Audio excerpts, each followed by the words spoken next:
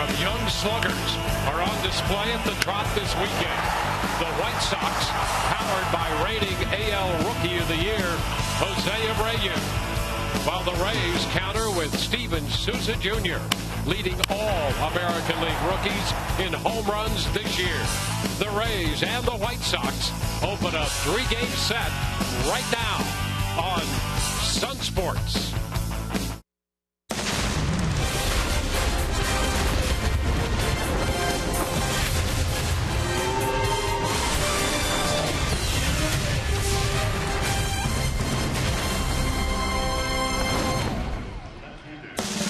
Clouds rolling in over St. Petersburg earlier in the day, and some heavy rain. Dry and comfy inside Tropicana Field as the Rays open this three-game weekend series against the Chicago White Sox. Hi again, everyone, and welcome to an evening of Rays baseball with Brian Anderson, Dwayne Stats. Good to have you aboard. Well, the Rays running second in the American League East, 2 games back of the New York Yankees. White Sox running fourth in the Central, and two guys going head-to-head in this game in a manner of speaking. Last year's Rookie of the Year and a guy on the Rays in Souza, who wants to be Rookie of the Year this year. Well, and I'll tell you what, both of them showing big-time power. You think about Abreu's season last year, 36 home runs, 107 runs driven in, and guess what? Not too much of a drop-off this year. Hitting above 280, he's got 11 home runs, 37 runs batted in, and I'm going to tell you something, this White Sox team is playing a whole lot better right now. Just came off a 3-game sweep of the Houston Astros, led by Abreu. 5 hits in that series, including home runs in his last 2 games. On the flip side, the guy, Dwayne, that you're talking about that's searching out that Rookie of the Year award, Steven Souza Jr., 12 home runs. We've seen the kind of power that he can provide. Foul line to foul line. In fact, his home run last night out into right field. As you see it right there, he takes that pitch with big-time power. And I'm going to tell you, the 12 home runs for Souza Jr., the most ever by a Rays rookie at this point in the season. Let's see if he can keep it going tonight. So a lot of power provided by Abreu and Souza Jr. Let's see what the weekend holds for those two big bats. Well, the Rays had to make some moves last night. They're juggling pitchers and position players. And when we return, we'll take a look at those late night moves.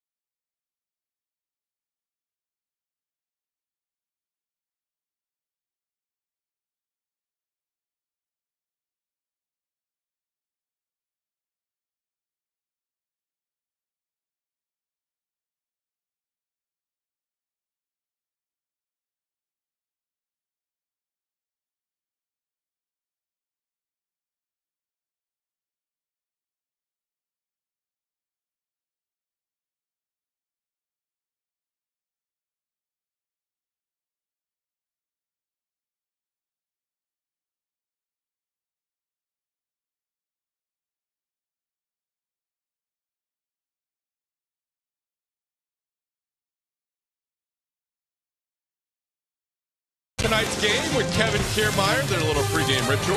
White Sox Rays on a Friday night. You guys are enjoying themselves here at Tropicana Field in St. Petersburg. For the Tampa Bay Rays, they've really not had a lot of length of their starters other than Chris Archer, especially since the injury to Jake Odorizzi. So, with that in mind, the bullpen needed some reinforcements. And here's what the Rays did after the game last night. Matt Andrees, who is starting tonight, gets recalled from AAA Durham. Enny Romero, who just pitched a few days ago, back with the Rays. He was able to come back because they put Andrew Bellotti on the DL. C.J. Riefenhauser, like Romero, a lefty, will be in the Rays bullpen. Preston Gilbert, who pitched last night, optioned to AAA. And Bobby Wilson, designated for assignment. That was a surprise move for everybody because the Rays go into tonight with just one active catcher. Jake Elmore, the emergency backup. Here's the manager, Kevin Cash. We are fortunate that Jake has a little bit of history of catching. You know, he caught some bullpens in spring training for us and appears to be very confident if we, got in a pinch where we needed to use him to get through tonight. Hopefully we don't go that way, but I think that just kind of shows, how much the level of importance we put on keeping our bullpen, our guys, keeping them fresh and giving them the rest when they need it. You just hope that nothing freakish happens early on. I don't even want to say it. Let's just hope we get through the ball game. That's the plan. Get through the ball game, and then they can activate Kirk Casale, who's on the taxi squad for tomorrow's game. The Rays will have Matt Andrees on the mound. 26th time this year the Rays have used a rookie starter, the most in the major leagues. He'll be opposed by the lefty John Danks. Enjoy all the action next on Sunsport.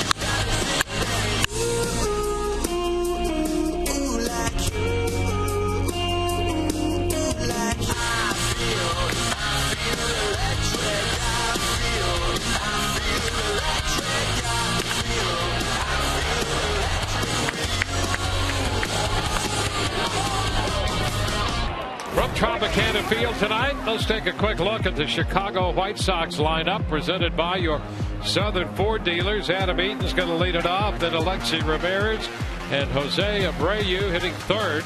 LaRoche, Garcia, and Cabrera down the middle.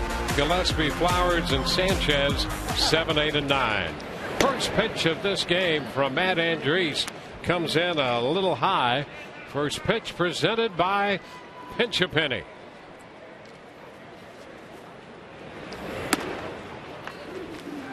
For Andres, his 8th appearance for the Rays, his 4th start. You see the numbers there. The last time we saw Andres, that was back on May the 14th. 4 very good innings against the New York Yankees in relief of Erasmo Ramirez. And tonight it's, you know what, Matt Andres, go out there and give us all you have as long as you can go. Now the 2-1 is high. 3-1. He worked a week ago for the Durham Bulls, made 88 pitches. That was against Gwinnett.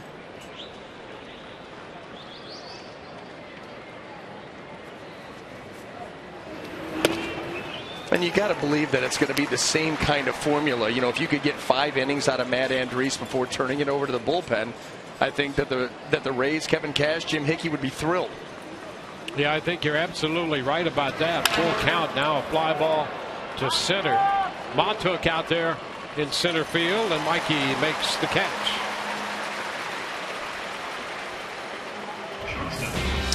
Well, let's take a quick minute here and set the Rays defense for you. In the outfield, left to right, we have Geyer, Montook, and Souza Jr. Across the infield, third to first, Longoria, Franklin, Forsythe, and Elmore with Rivera behind the plate. Alexi Ramirez, the shortstop. White Sox are 28-30. They really anticipated getting off to a great start. Thought they would be a major player in the American League Central.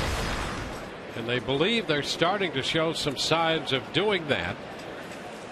They got off to a slow start. They're now 2 games under 500.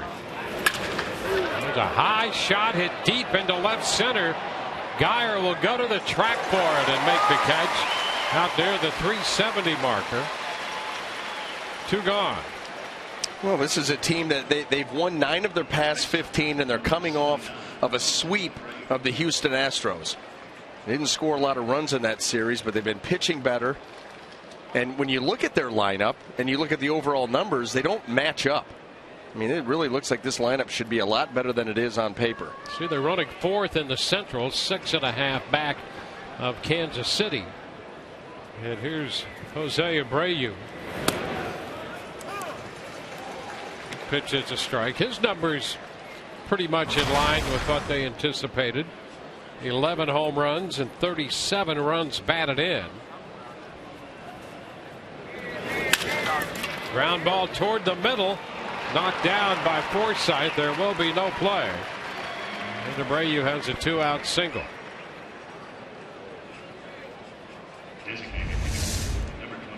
Well, you see where Forsythe is lined up, shading up the middle, but this ground ball from Abreu forces a long, well, it would have been a long throw from Forsythe. Probably not going to get him on that one. And he does that. You know, Abreu uses the middle of the field and the other way with ease. A single there, but the home run power, he's foul line to foul line guy. Adam LaRoche, the DH tonight. Maybe 246. But his bat has started to heat. He's fouled back out of play for a strike, and the Rays have the shift on for Adam LaRoche.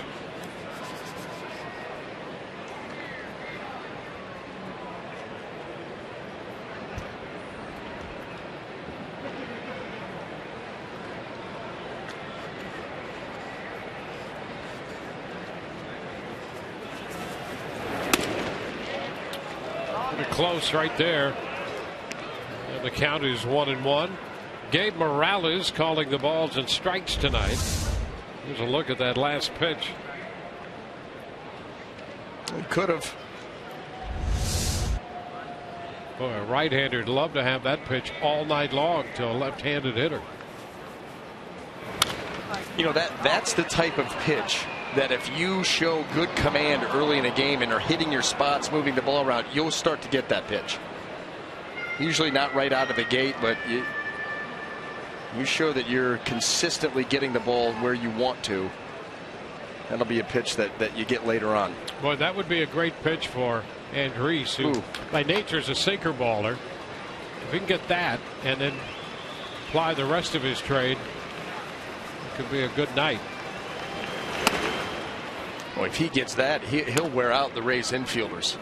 Yep. He will wear out the Rays infielders, and that'll be interesting. Nick Franklin, we've seen him at first base here recently, now getting the start at shortstop tonight here in place of Asdrubal Cabrera, who's getting a night off.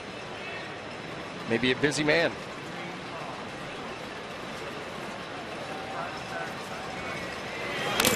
And a foul ball right at the feet of Rivera. The White Sox come in 14th in the league in runs scored.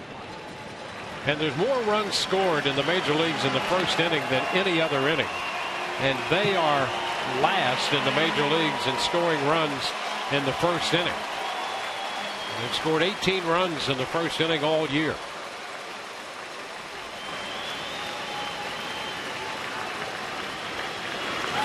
And a cut and a miss. They don't score in the first tonight. LaRoche out on strikes. Rays coming in to hit. No score.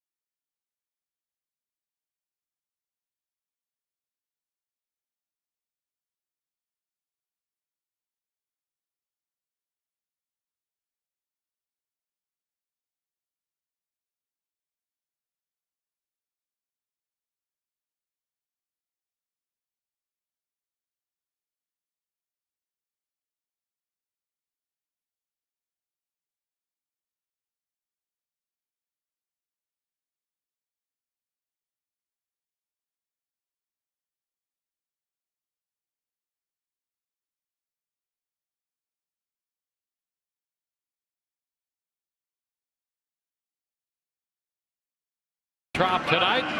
Take a look at the lineup for Kevin Cash, presented by your Southern Ford dealers. Brandon Geyer leads off with a left-hander on the mound, followed by Joey Butler and Evan Longoria. Forsythe, Souza Jr. and Elmore down the middle. Franklin, Montook, and Rivera.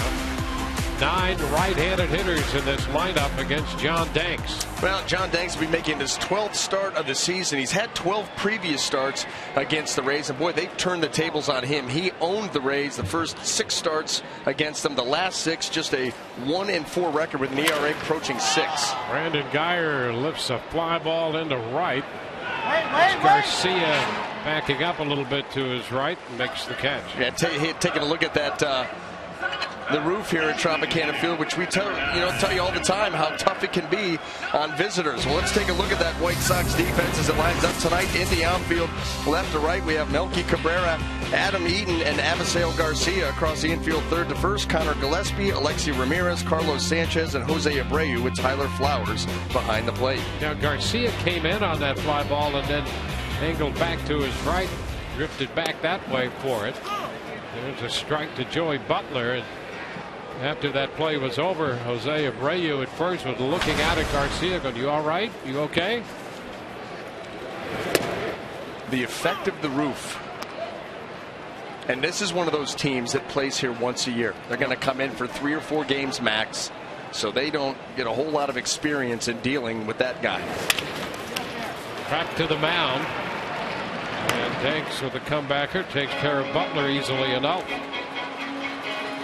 2 gone.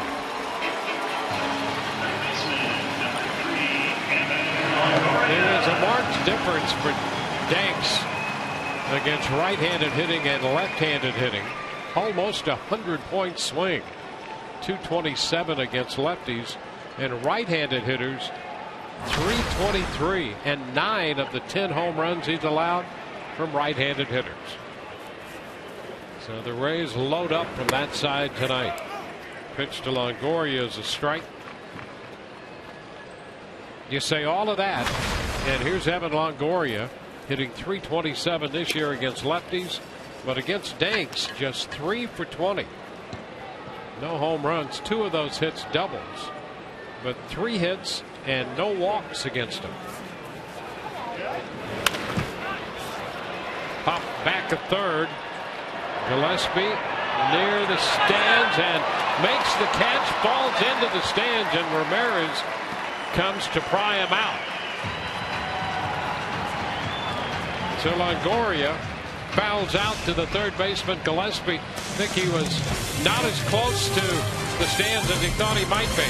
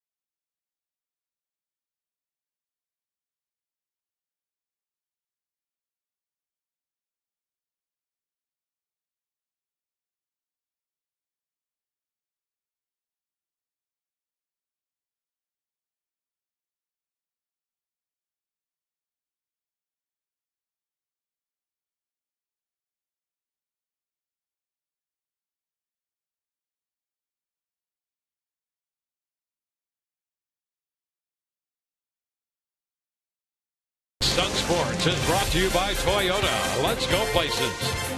And by Morgan Auto Group. Make it Morgan. We make it happen. For the Trop tonight, on to the second. Avisail Garcia leads it off. It's a foul out of play. Garcia, then Melky Cabrera, and Connor Gillespie. Well, having a nice season, too. 7 home runs. The on-base percentage good. Average just below 300.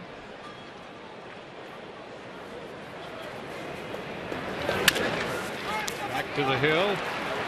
And Reese with the toss to first. 1 away. Leadoff man retired in the second inning.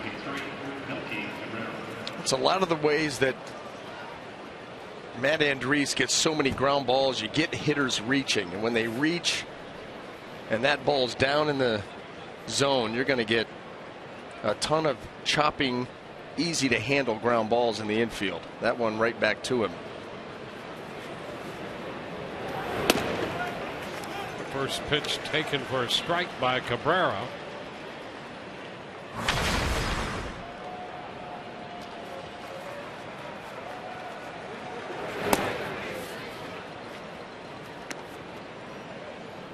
Well, this is the one guy who has not had the impact that the White Sox had thought that he would. Coming over from Toronto, some nice seasons. That's a foul ball down the left field side. 1 and 2. He had just 1 home run and 5 doubles, and he's hitting .230. And that slugging percentage just .265. And that's since 1920. I mean, that's not this year. That's not what the White Sox were hoping for. 2 balls, 2 strikes.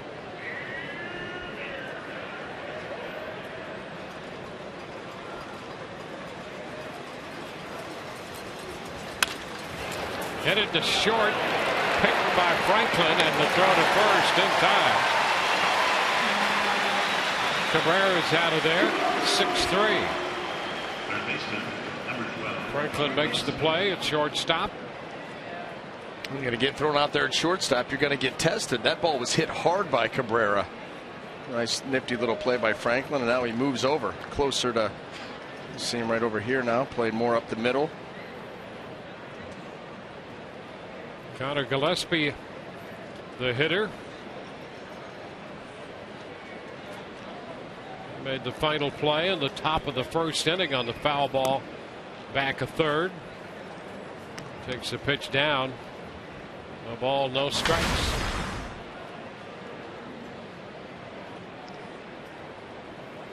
'27-year-old infielder, originally with the Giants, last couple of years with the White Sox.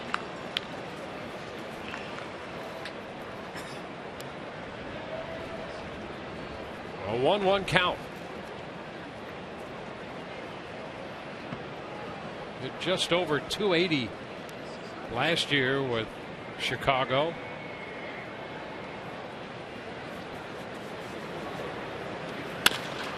And as a base hit through the left side, Rays had the shift on for him, and he got that one past Longoria to his left.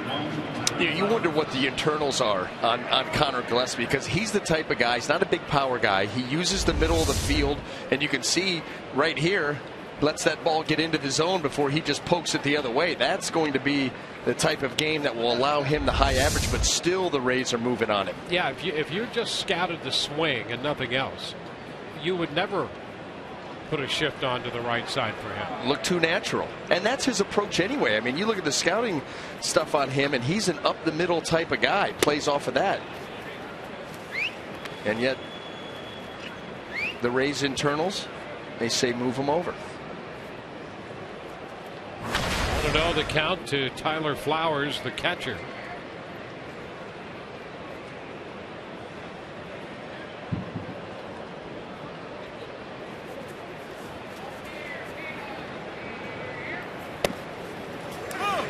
One.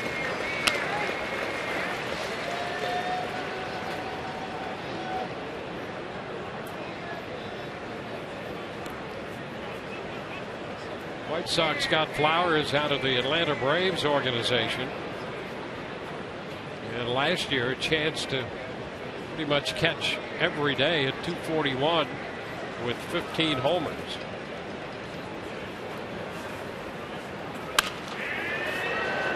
Out of play the other way. It's now 1-2.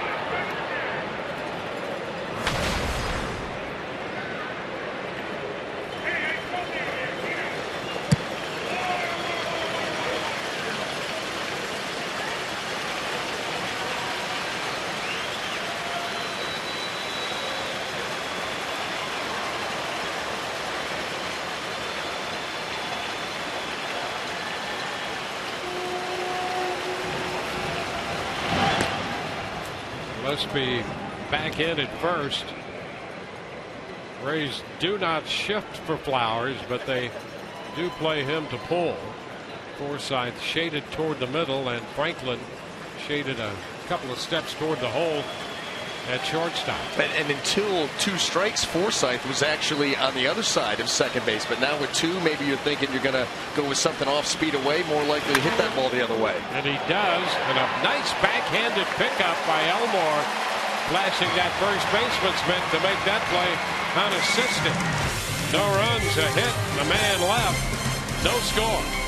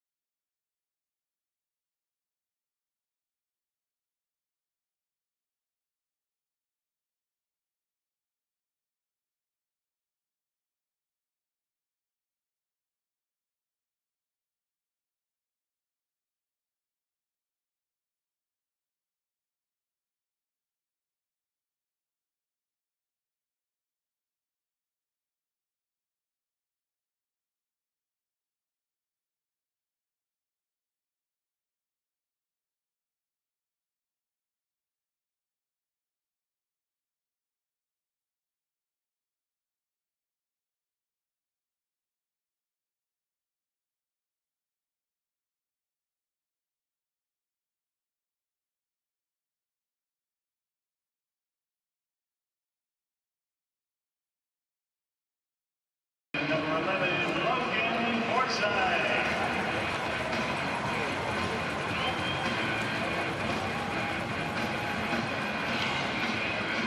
On to the Rays half of the second inning. Let's take a look at our Toyota trends with the Rays coming in to hit. And they lead the major leagues when it comes to home runs against left-handed starting pitchers with 17. And we've mentioned already Danks has given up 9 of his 10 home runs to right-handed hitters. Logan Forsythe leads it off. Logan hitting cleanup. Off speed pitch he takes for a ball.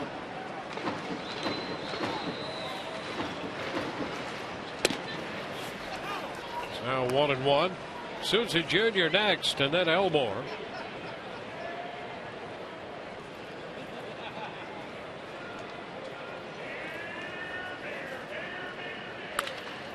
High pop up. The catcher Flowers will make the catch inside that third base line.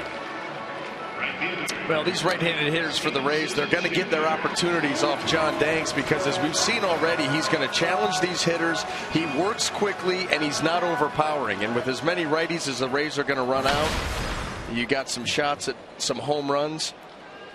This is one guy right here leading the way with 12. Steven Souza Jr.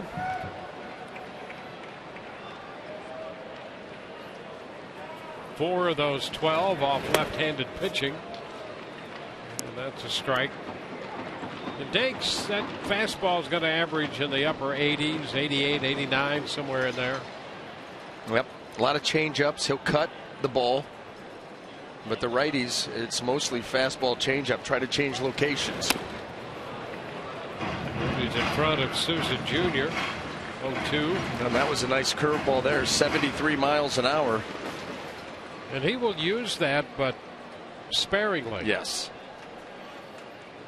Definitely a third or fourth offering when you consider the cutter. If you consider that separate, fastball, changeup, cutter, and then that curve. A ball, 2 strikes.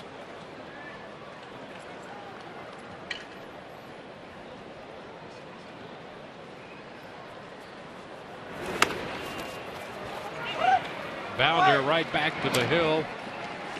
Took 2 outs as Danks takes care of that with a toss to Abreu. And now Jake Elmore. Well, Elmore has been all over the place. He's playing first base tonight. Made a nice play on the ball hit by Flowers.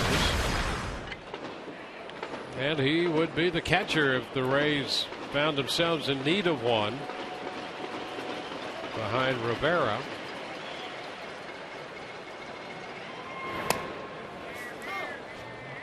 Pitch is a strike. Those are the tough things to do with Bobby Wilson designated for assignment.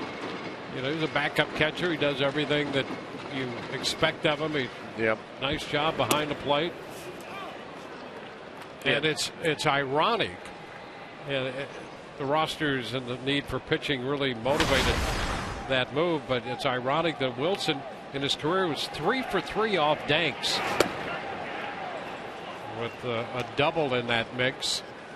So you anticipate maybe getting a chance to hit against a guy you've had success against, and all of a sudden you're designated for assignment. Here's Elmore lifting a high fly ball, not overly deep.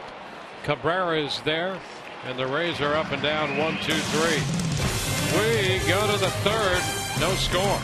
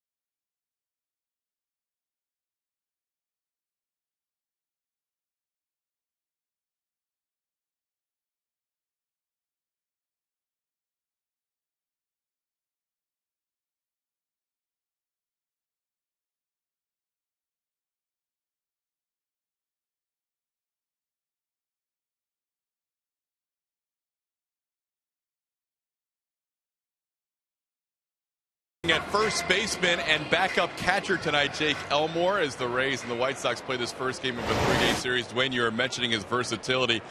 He is able to play first with Logan Forsythe's glove. The good news is he did get his own model in today, but he still has to break it in.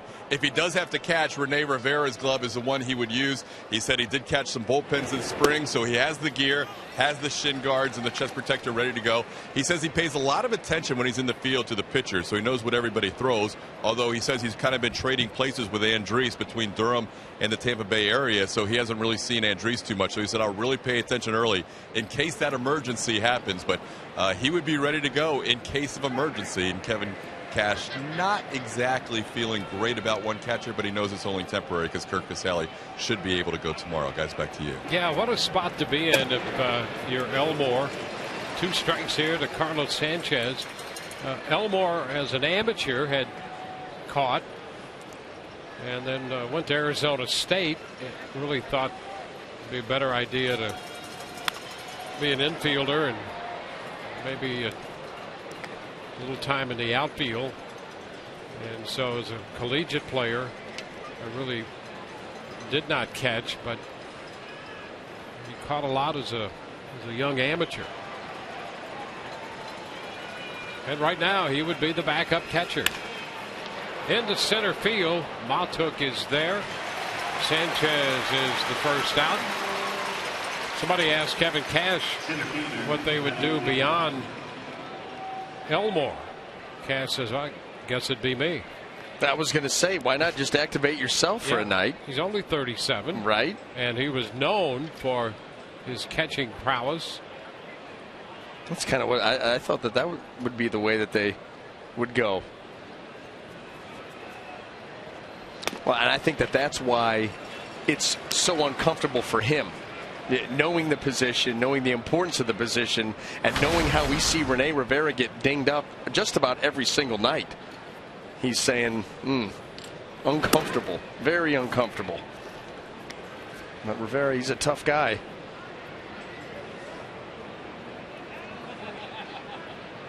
Yeah, you're right about that. There's seemingly not a night that goes by that he doesn't take a shot to the body somewhere. Franklin takes care of Eaton. Adam Eaton is the second out. And that's one of those moves, too, when you talk about Bobby Wilson and being designated, that nobody is happy with. No. I mean, from top to bottom. Bobby Wilson, like you said, he's the backup catcher. You're not going to get many opportunities. He did everything that was asked of him, went out and did his job and did it well. But the pitching situation, because of all the injuries and the fact that they are really, really getting into that bullpen for a lot of outs every single night, seemingly, outside of the night that Archer pitches, and Odorizzi, but he's not around right now. Well, the Rays will be loath to use the term desperate, but there is an element of that to cover innings. They've got great performance, and it's been a magnificent job of covering those innings.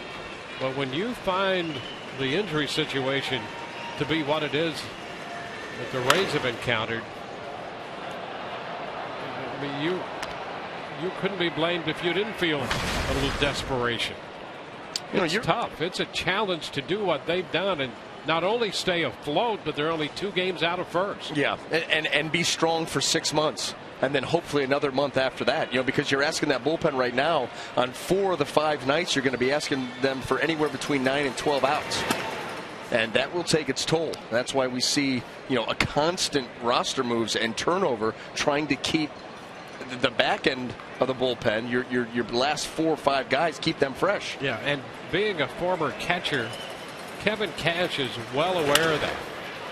Into right field, that ball will carry to Souza Jr. 1, 2, 3 here in the third. We're through 2.5 and scoreless at the drop.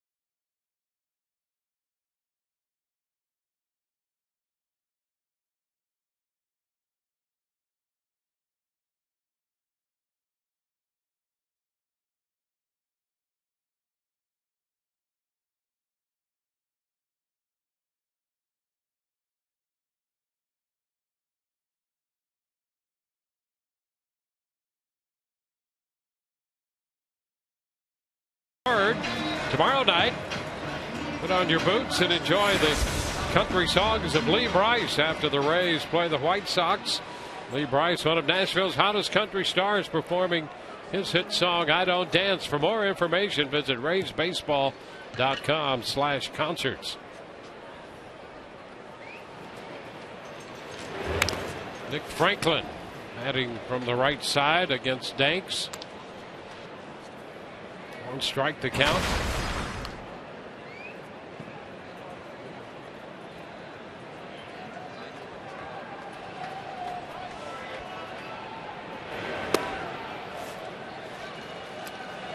One ball, 1 strike. Mickey Montook next, and then Rene Rivera.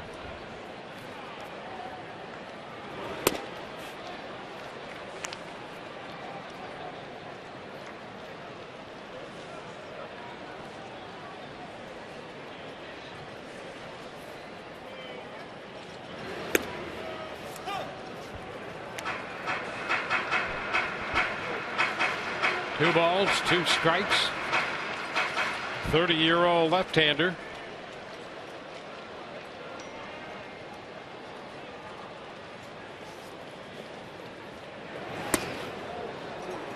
The count is full. You look at Danks recently. Go back 4 starts. The last time he gave up 5 runs in 4 2/3 against the Tigers. And he walks Franklin to start the 3rd. Start before that, he threw a 10-hit shutout and walked 1 against Houston. I was just going to say, 2 starts ago, he did something that I don't know if I've ever seen that. You know, good enough to go out there and go complete game shutout, but give up 10 hits along the way with a walk. 12 base runners, or excuse me, 11 base runners in 9 innings. That's a lot of trouble to come out unscathed. Montook takes a strike. But the time before that, he gave up 6 runs in 5 innings, and the time before that, 5 runs in 5 1/3. So in 3 of his last 4 outings, he's given up at least 5 runs. And then he threw the 10-hit shutout. Dropped that in among all of that. Liner up the middle and a base hit into center for Montook. Franklin advances to second and stops there. Well, Mikey's first 2 hits in the big leagues were home runs, and that one a single into center. And the bat goes down. This ball gets to the middle of the plate. A little crack of the bat right there by Montook, but right back up the middle. And the Rays look to take advantage of that leadoff walk. John Danks does not do that very often. But he has one here in the Rays now. 1st and 2nd with nobody. There's Rene Rivera. You ask him to bunt right here. Why not?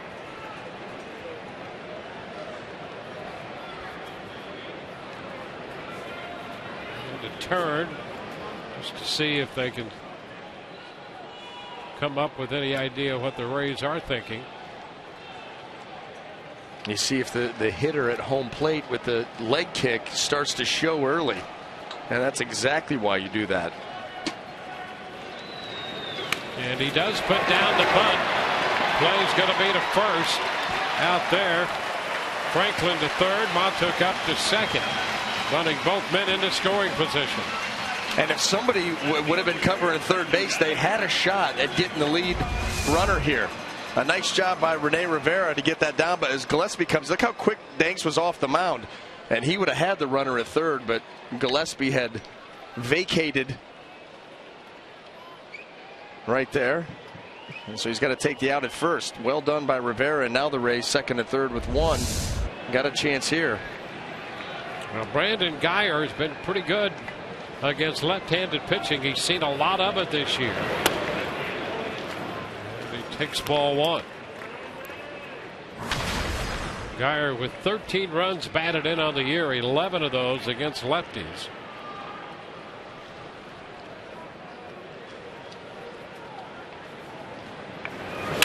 And a base hit. Rays will take the lead. Franklin scores. Montook advances to third, and it's 1-0 Tampa Bay. Geyer comes through. The reason for Geyer's success against lefties, I'll tell you, he gets out and around those pitches from lefties as good as anybody. I mean, strictly, this ball right here is going to be away. Look at him get out and around. We see that all the time. That ball's on the outer half of the plate, outer third, but he flattens that swing, and you see him always ripping that ball over either into the hole or up the third base line against lefties. And this one here plates the Rays a run.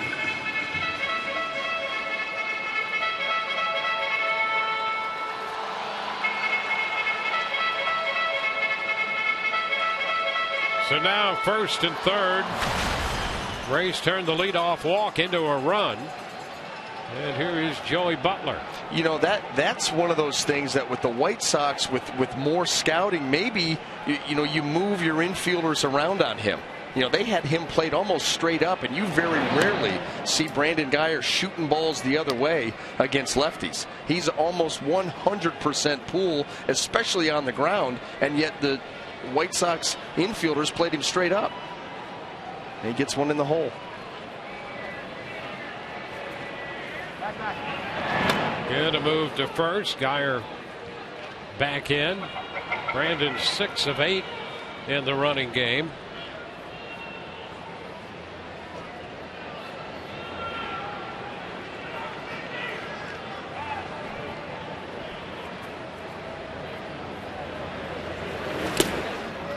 Butler swings and misses the fastball.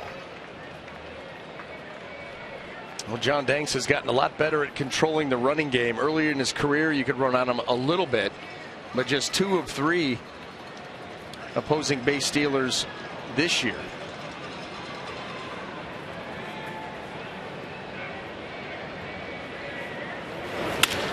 And a base hit into right center field by Butler. Montook scores. Geyer goes to third. 2-0 Tampa Bay. Joey Butler does it again. Was that 12 out of 13 now, or 13 out of 14, whatever it is? He just continues to hit. And boy, he has used the middle of the field as well as anybody on this Rays roster. That ball down and away. You try to pull that, inning's probably over on a ground ball double play. Instead, he just goes right with it out into right center field, and the Rays add another one. Butler now 12 of 13 games. He's picked up hits in that 11 of 12 streak he had. He was hitting over 380, 330 for the year coming into this game, and he had just given the Rays another run. Don Cooper, the pitching coach, leading that conversation on the mound. Well, the Rays collecting a walk and 3 hits in the inning. And a chance for more.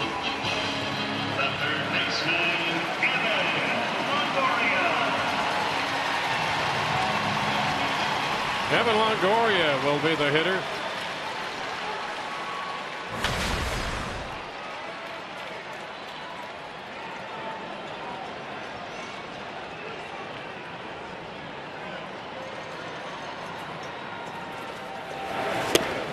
And a big cut.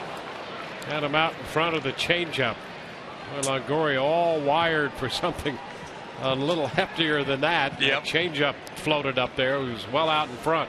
You get these guys like Longoria in the batter's box. They see a runner down there at third base with less than 2 outs. They're thinking, get something to the outfield. Pops it up the right side. That's going to carry out a play. And he quickly finds himself down 0-2 as Danks has gone soft here. Well, and that's what you do. When you know you got a hitter that's geared up, that wants to drive a run in, antsy, anxious, all of those things.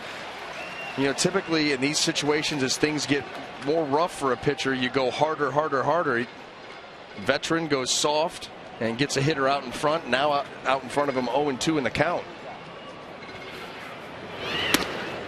Upstairs. There was the fastball, and Longoria would not chase. Well, that was a purpose pitch, is all that was. You know, you go soft strike 1, soft strike 2, then go up and in. You know, just show him something up there. And now We'll see what he follows that up with. But you've got a lot of options because of those 2 early changeups. And that fastball just to keep him from diving out over the plate, theoretically. So the count's a ball, 2 strikes.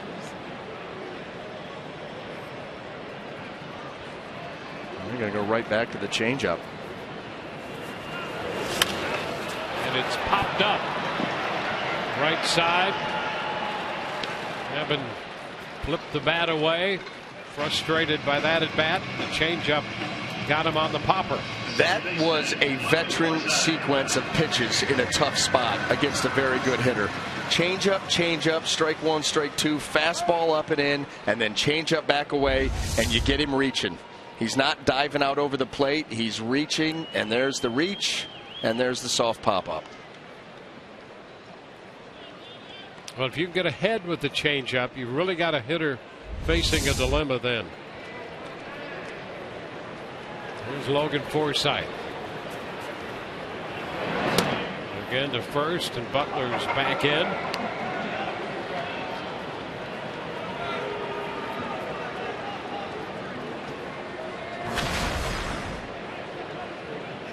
Forsythe popped out to the catcher his first time.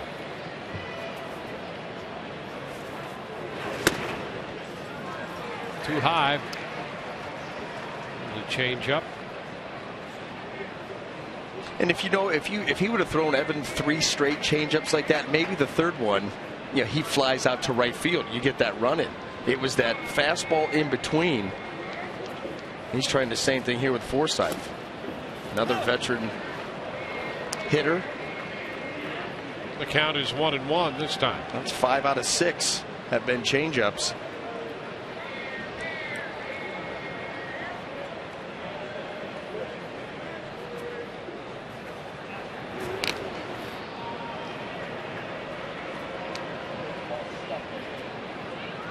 Well, Franklin has scored. Matuk has scored. They walked and singled to begin the inning.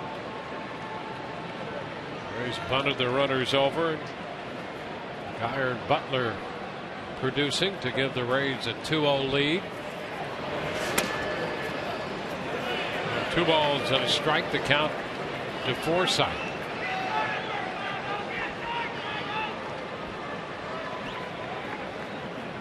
See, he didn't miss by much on that last pitch.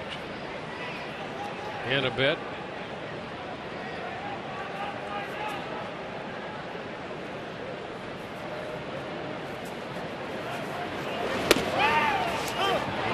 Strike there. Off speed again, and it's 2-2. That's 7 of the last 8, and the one fastball was nothing more than a purpose show fastball. It wasn't anywhere near where he was going to give up a hit off of it. Up and in. And look at this, just 3 changeups and a breaking ball.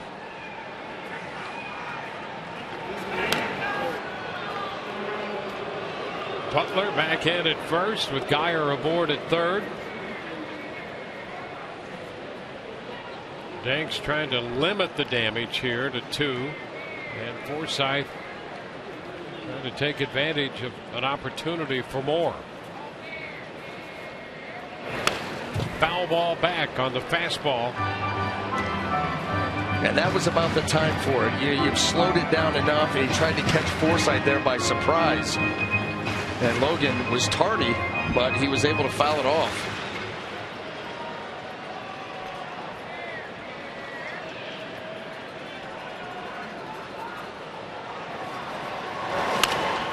Fouls this one back. Back to the off speed. And a good swing on that changeup by Forsythe. Was not out in front. Actually saw that one well and put a nice swing on it. See if Danks stays with it. I doubt it.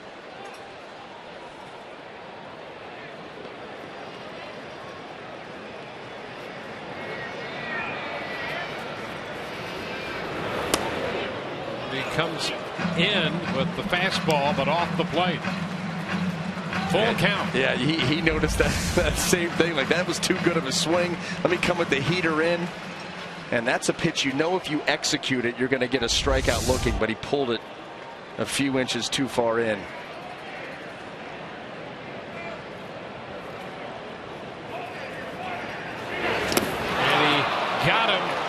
Went to 3-2 and went back to the off speed. Got him on the change. Rays come up with 2 runs. Brandon Guyer gave the Rays the lead. Joey Butler made it 2-0. That's how we stand headed into the 4th.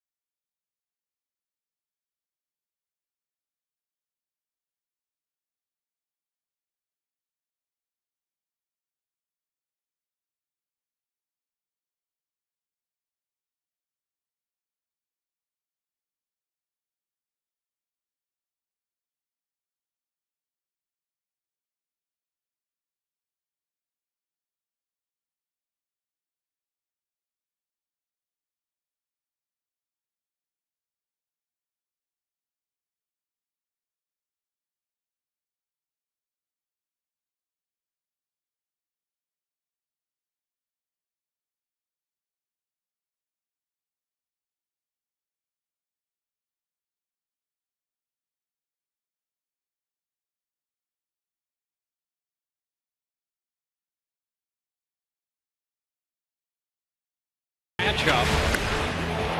Last year, Abreu hit .385 with 3 home runs and 13 runs batted in the season series, which was 7 games long, and the White Sox won 5 of those. So the Rays know all too well what a good hitter he is. There's a liner into right, and Souza makes the catch. Souza reaching his arm, the glove hand extended, and then made contact with the wall, but he hangs on. Abreu, a hot shot line drive the other way. Yeah, that's a missile from a right-handed hitter that he is going to hit as hard as any left-handed hitter would. And you got to get back in a hurry. That's got a little slice to it. It's definitely got some hair on it, and full extension right there. Nice catch by Souza Jr. Nice to have a little padding out there, making contact with the wall after that grab, and Matt Andriese showing his satisfaction and appreciation for that play. Adam LaRoche fouls the off-speed pitch back. Nice to get an out on a ball hit like that. Yes. Yeah, that ball was screaming off the bat. And I'll tell you what, if he had any trajectory to it, he'd have got that one out of here. He's got that kind of juice. Down to first, and Elmore makes the play unassisted. So 2 up and 2 down here in the 4th inning. Yeah, the Rays saw quickly how good Jose Abreu was last year. Didn't he have the walk-off grand slam? Yep. That was the one off Balfour to right field. That's exactly right. Well, you wondered what you were going to get out of him last year. You know, coming in from Cuba. What is this guy going to be able to give the Chicago White Sox? And he goes for 36 home runs and 107 driven in. Yikes. Yeah.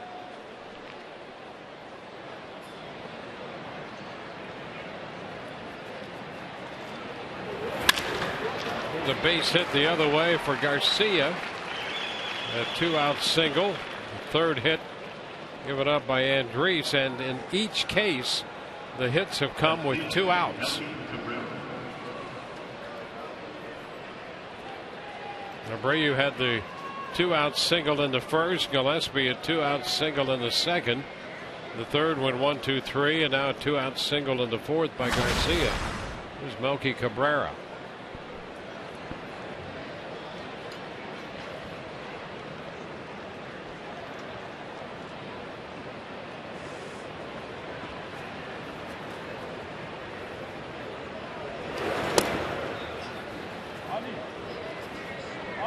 Ball, no strikes.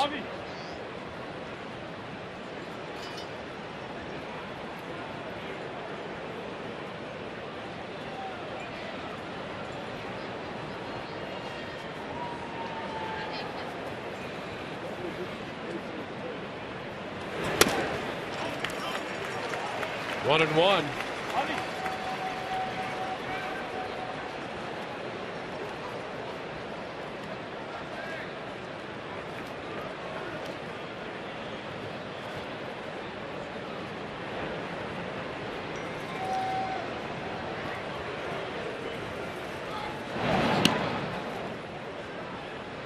Runner at first, Garcia.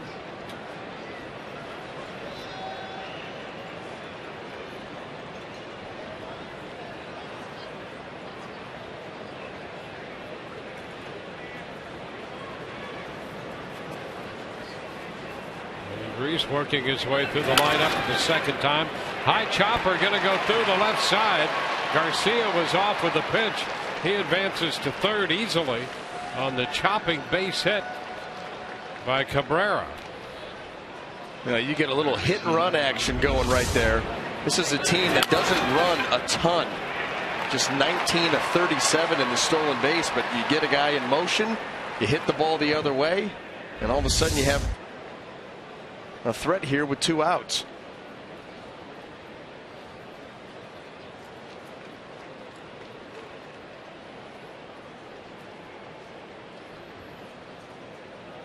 Connor Gillespie, the third baseman. He's up with 2 men on and 2 men out.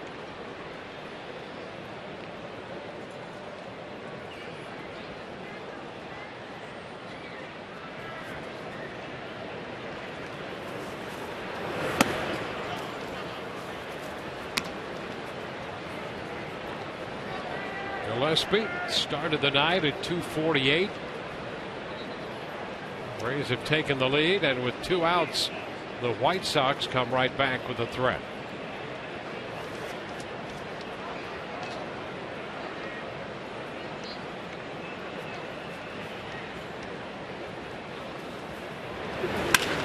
High fly ball toward left center.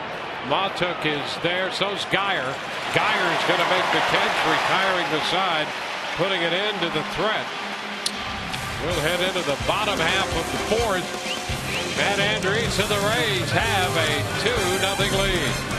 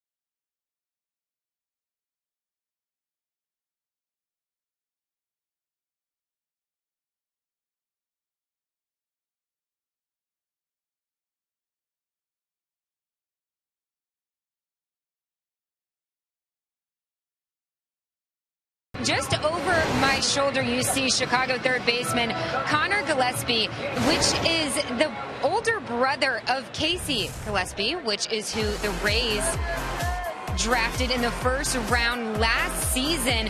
Guys, right now he is leading the Midwest League in home runs. He hit his 13th last night, also hitting 279. So looks good. He's with the Bowling Green Hot Rods right now, so looking good for the future of the Rays, I guess you could say. Well, a first-round pick, and the Rays high on him out of Wichita State. Had a lot of home runs in the collegiate ranks. Base hit up the middle for Souza. Makes a big turn and hangs on, and the Rays put the leadoff man aboard. So the progress that Gillespie's making at the A level, showing the power that's what the Rays are hoping to get from him. And there's his older brother playing third base for the White Sox. Maybe at some point they can square off. Next couple of years, keep making steady progress, and we'll have another story. Here's Jake Elmore. He's been quite a story for the Rays. Elmore. It's a strike. Well, he's the guy that a manager loves. You know that he's going to come, he's going to put his work in where he's supposed to put his work in, and then probably even a little bit more than that. You can play him at a ton of different positions, infield, outfield. He's going to give you a good at-bat. I mean, what more could you ask for? It's one of, a manager's got to worry about a lot of different things. He loves to have players that he doesn't have to think about because there's enough going on. I can eliminate some things. That's great. Elmore's one of those guys.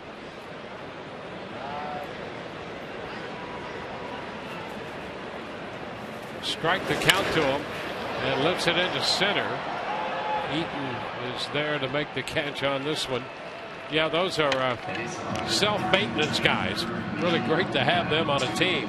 In the game tonight and all season long, Tires Plus donates $100 to the Pediatric Cancer Foundation for every Tampa Bay Rays home run televised on Sun Sports.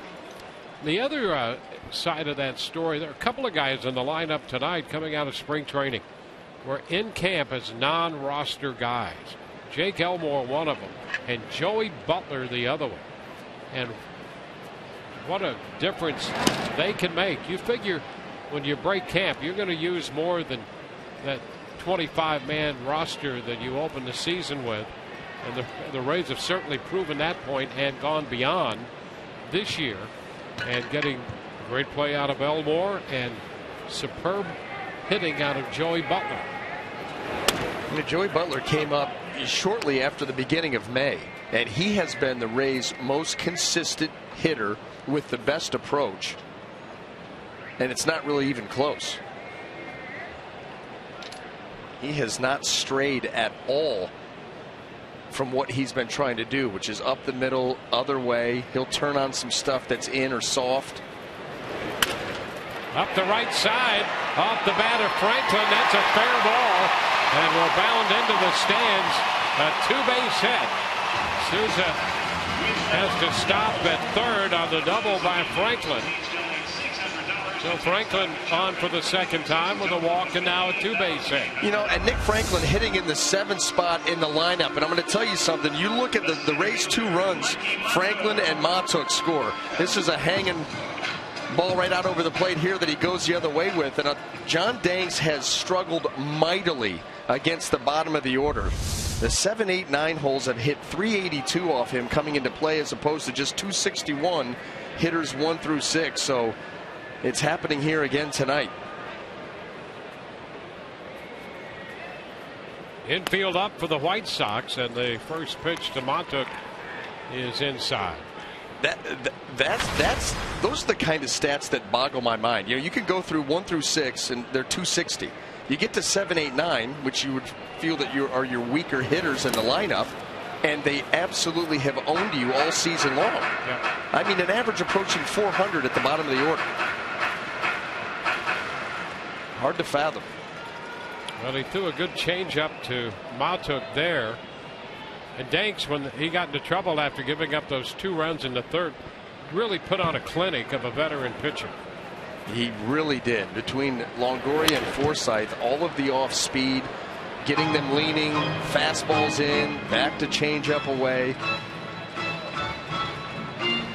That was excellent.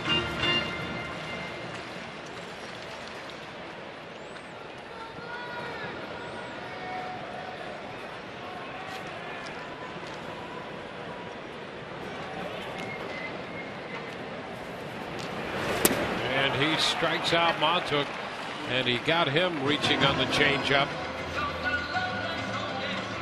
Well, similar issues, more trouble, and the same result. Good sequence there by Danks, and he finishes him off with this good changeup, well located. Well, it's up to Rene Rivera if the Rays had to cash in on this opportunity. Sacrificed his first time.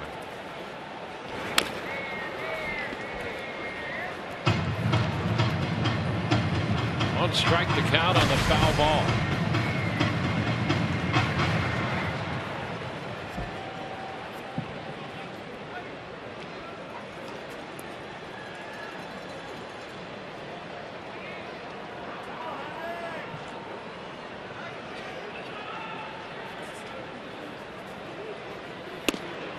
Takes it in.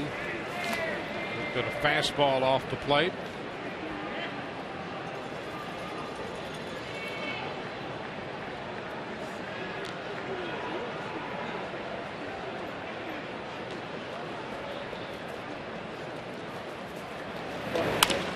Ground ball, foul. White Sox have action in the bullpen with Danks in trouble again here in the fourth. It's Daniel Webb. When it goes back to what you mentioned earlier about three of the last four starts, he's given up at least 5 earned runs. So it's been tough sledding. Foul ball back, fastball. So he's ahead of Rivera.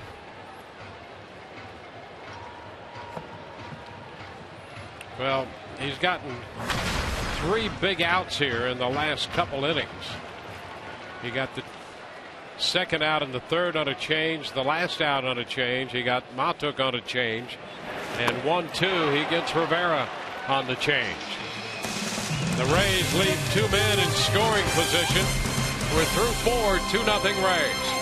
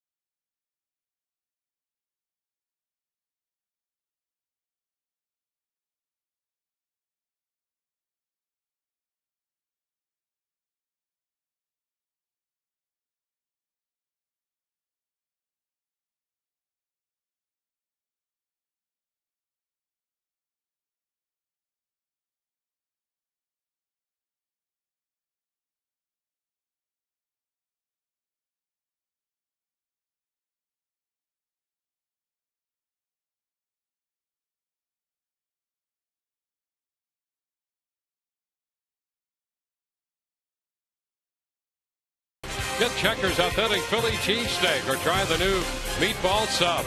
Pick yours, 2 for $5. And by Geico. 15 minutes could save you 15% or more on car insurance. Well, the Rays hold a 2-0 lead moving into the 5th inning.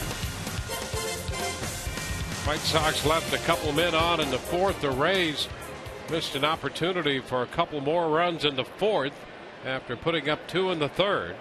Matt Andriese faces Tyler Flowers, the catcher, in the first pitch. Breaking ball, and he missed it for a strike.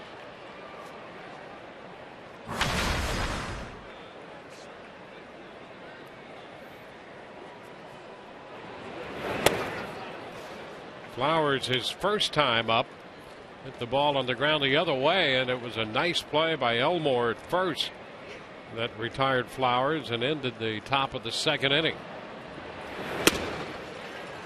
Fastball, and he misses it. It's 1-2.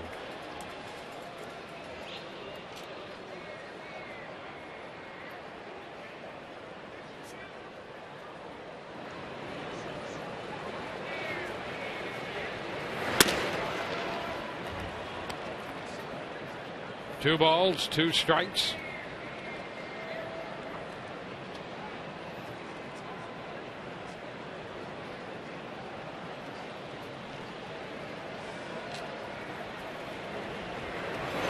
And a cut and a miss. Went up with the fastball, that one at 92, and he strikes out Flowers for the first out. You know, that's number one. Tyler Flowers will chase up in the zone. He likes the ball down. Matt Andriese, you know, you're so used to him throwing that sinker down, down, down. And what do hitters say against sinker ballers? Got to see the ball up. Well, okay, I'll give it to you up, but just a little bit further than you'd like it, and I'll get the chase. Sanchez taking a ball. It's got to be so tough to go up there and say, I want to see this guy's fastball up, and he gives you one up, and for you to lay off of it, even if it's letter high. That's what you've been waiting for. You just can't get to it. 2-0. You've thought that before. I could tell by the relish in your voice with which you delivered that. Oh, you want one up? I'll give you one up. Here, try this. It looks so enticing and good. Juicy. 3-0 the count. I'm sorry that you missed it. Yeah, see? And you meant that too. Yeah, right. You got to have that in you if you're out there.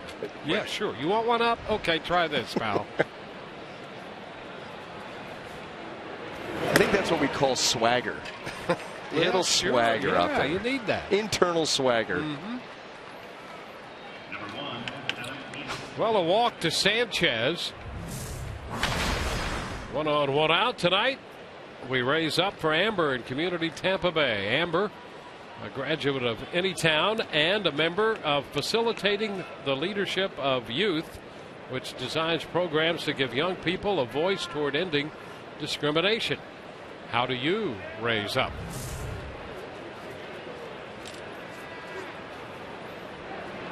Adam Eaton takes one for a ball. Missed by much right there. Well, you get the strikeout of Flowers, and then you face the number 9 hitter Sanchez, who's really been struggling.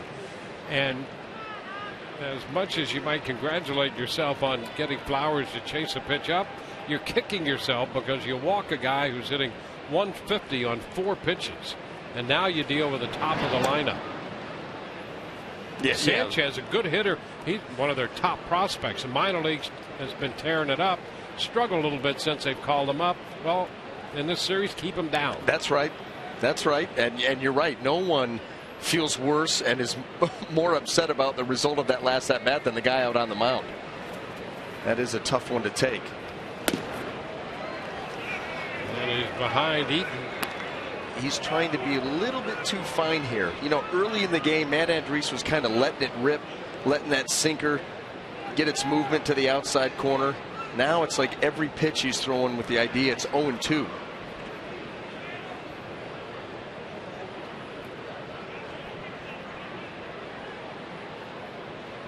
Getting together with Rivera there. And you got a hitter that wants to swing. A good sinker here. You could get one on the ground, get out of this. And there's a strike. I'm envisioning a sinker away and a 2-hop ground ball to Nick Franklin. Franklin, Forsythe, boom, Elmore, inning over. I like the way you're thinking tonight. Most nights. Had a bad night last night, all around. afraid to go there. Well, the Rays game turned out very well. Cavaliers game, I know I didn't not want to very well. That. A tired team. Oh, yeah. They're a tired team. Yep.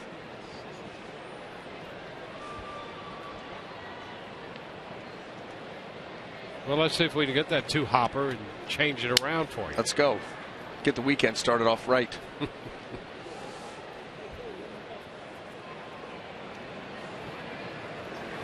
And there's a bunt. Rivera fires to first. A wide throw down into the bullpen. Sanchez is going to be waved around. And over to third base goes Eaton. And it's 2-1. Just like that. Well, you go back to that walk, which allowed the base runner and then allows Adam Eaton to get creative here in a count. You think the hitter's dying to swing the bat and thinks he's going to get a fastball. He lays down a great bunt. But watch Rene Rivera. Rene Rivera comes popping out quick, but he's got a do-or-die type of situation here, and he airmails this ball. Jake Elmore gets kind of screened out by Eaton. He can't reach it. And once it clears Elmore, forget it. That ball's going to roll for a while.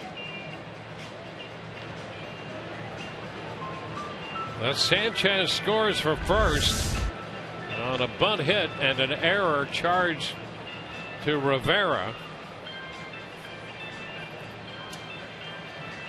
So it's a 2-1 ball game with the potential tying run at third and nobody out. Couple of things here that you start to think about now. Rays missing an opportunity second and third, one out in the bottom of the fourth, and then the 4-pitch walk to Sanchez that leads to this situation, the bunt in the air, and they have a run and a major threat. And the infield will come in with Alexi Ramirez up here.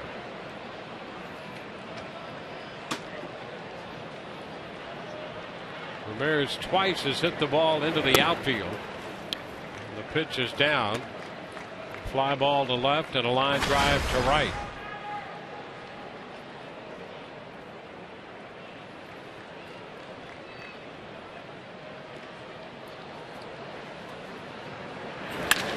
And fly ball to center field this time. Matuk will make the catch, the tag, and Eaton's going to score to tie the game. So Ramirez lifts the sacrifice fly into center. Well, two tough runs for the Rays to hand to the White Sox here to tie the game. It just goes to show you that at this level, any little lapse of concentration can be costly. I mean, it didn't take much. This White Sox lineup hadn't done a whole lot against Andres. A few two-out singles. And that's it. And then all of a sudden, like you said, the 4-pitch walk to a hitter really struggling. And all of a sudden you look down and you're like, how is this game tied? And now you get to face Abreu in this inning. 1 strike to count.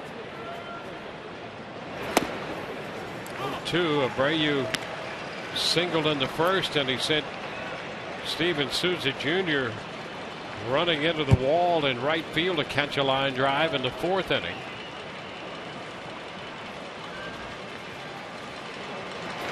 And a cut to miss. Abreu out on strikes to end it.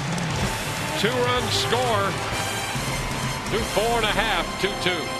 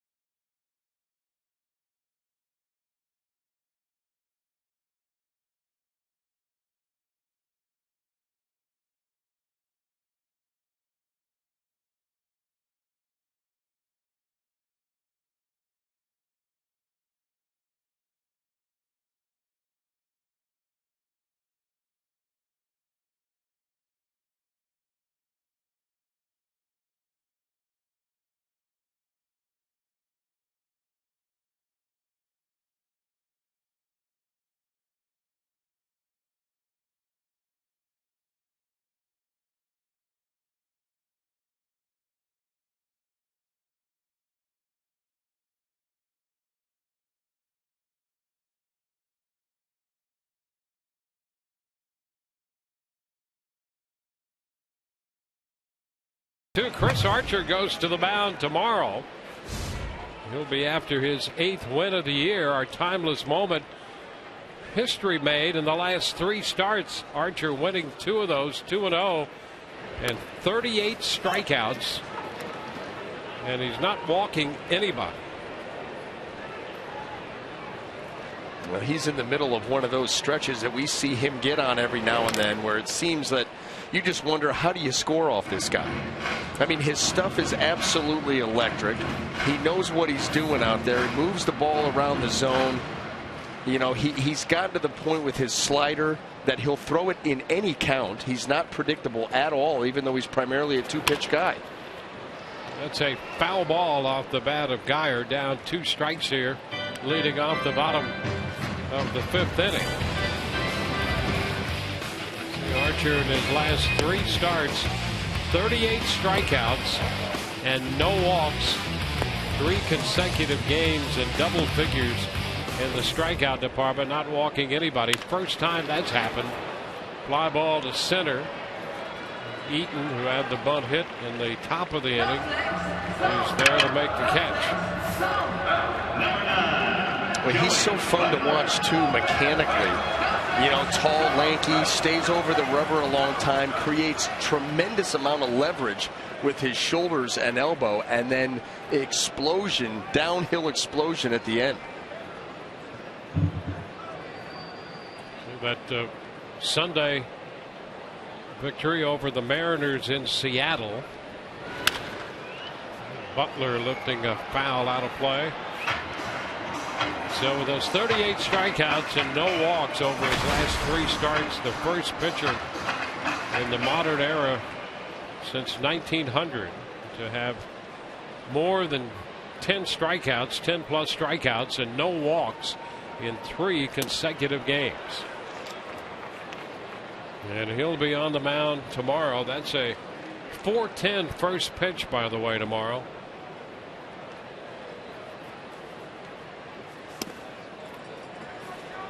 One ball, 2 strikes. Now the Rays trying to go back to work against Danks.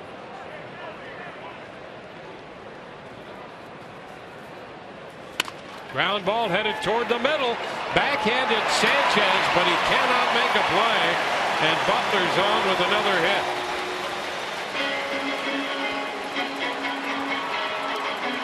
Well, let's see if the Rays can do something with this. And where did it go? Up the middle, right over the rubber. Sanchez had a shot at it. He's shading up there, but that ball was hit hard. Almost looked like he was going to flip that ball to Alexi Ramirez. He's moving away at such a high rate of speed. You grab that ball, flip it to Ramirez. He spins and throws. Now Evan Longoria, the hitter.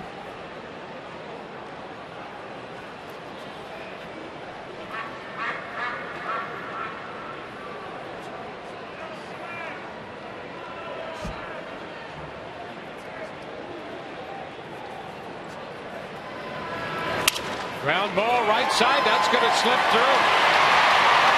Butler's on his way to third. And the Rays have something cooking. First and third on the base hit, finding its way through the right side of the infield for Longoria. Yeah, and frustrating for John Danks. You know, he gets a ground ball up the middle that they can't make a play on for a hit, and then this one here, down and away, good pitch, good location, right off the end of the bat. Even sounded like it cracked Evans' bat, and look at that placement. Find a hole. Rays looking to answer.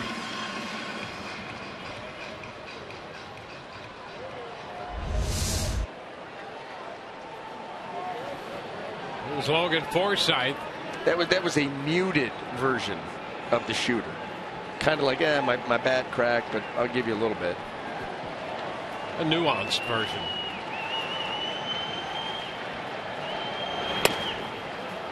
First pitch strike to Forsythe. Well, we've seen how difficult Danks can be in these situations. He limited the damage to 2 runs in the 3rd. And then when the Rays threatened again in the 4th, he got tough. 1st and 3rd, 1 out in the 5th for the Rays.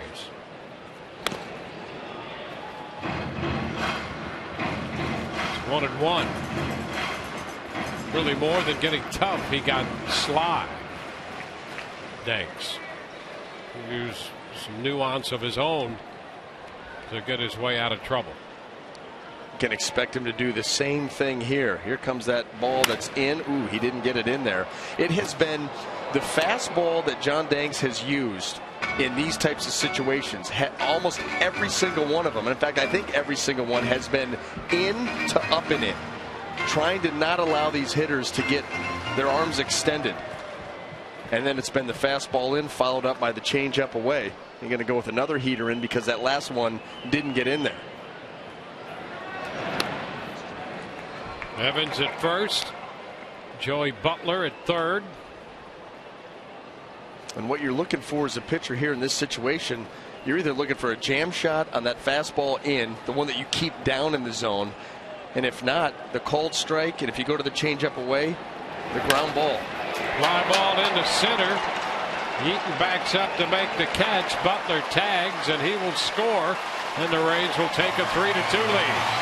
Forsythe on a sacrifice fly puts the Rays back out in front. Credit Logan Forsythe for making the adjustment there against John Danks. Having already been in this situation and been pitched a certain way, he was able to pull his hands in and get to that fastball that was in and at least get it out to the outfield for the sac fly.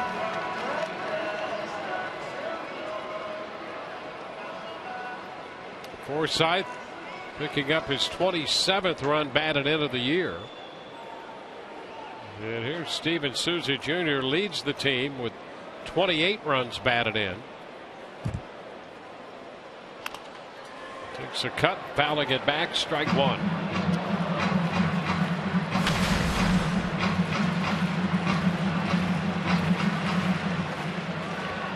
Souza opened the fourth with a base hit and was left on third. He advanced there on a one-out double by Nick Franklin.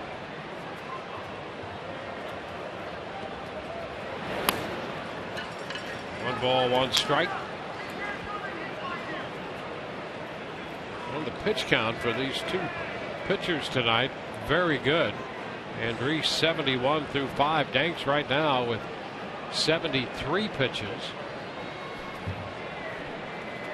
And a lot of strikes. Danks 55 strikes and 18 pitches out of the zone. That's why you see these Rays hitters becoming very aggressive against him early in counts. You're going to have that kind of a ratio. Be ready to let her loose. 2-1. A little close to Souza. Would dart in with that pitch. That was a cutter. It looked like it just almost cut right around Souza Jr.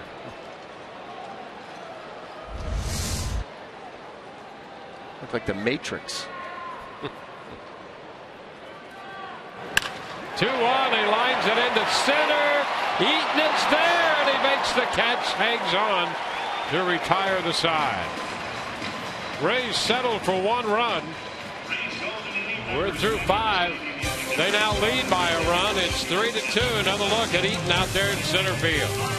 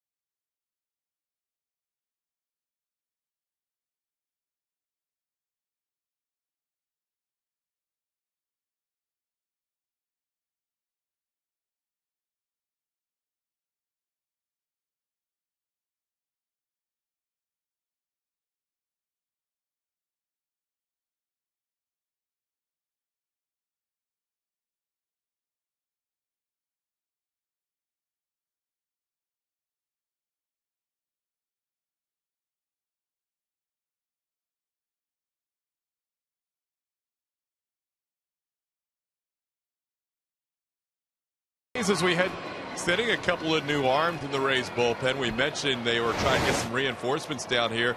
And we see C.J. Riepenhauser and Eddie Romero. They've added a couple lefties to the bullpen, guys. So now with Xavier Cedeno, of course, Jake McGee, more lefty options in this White Sox series. And they have struggled this year against left-hand pitching, guys. Well, so far, Matt Andriese has given the Rays a solid performance. 2 unearned runs, and the first pitch is a strike to Adam LaRoche. Abreu made the last out in the 5th, so it's the 4, 5, and 6 hitters coming up in the 6th inning. And an 0-2 count. LaRoche has struck out and grounded out to first. The Rays have the shift on for him. 1 ball, 2 strikes.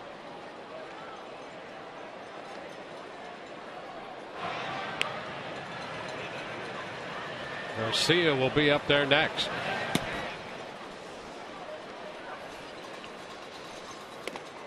And strike 3 call. LaRoche caught looking on a fastball. Get him looking out over, and then execute a fastball middle in, completely by surprise. And look at, you see LaRoche's knees lock up because he was looking to dive, looking for something away. Beautiful pitch there by Andriese.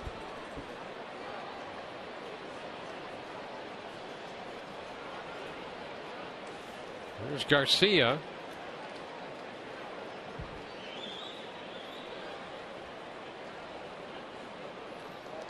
And a big cut.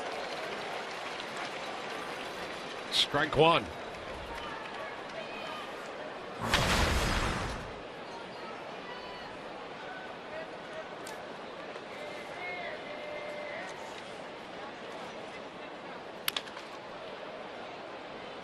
Oh, 2.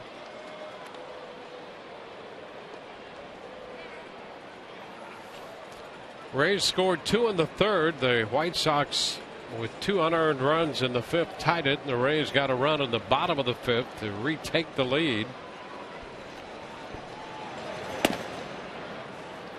It's a ball and 2 strike count on Garcia.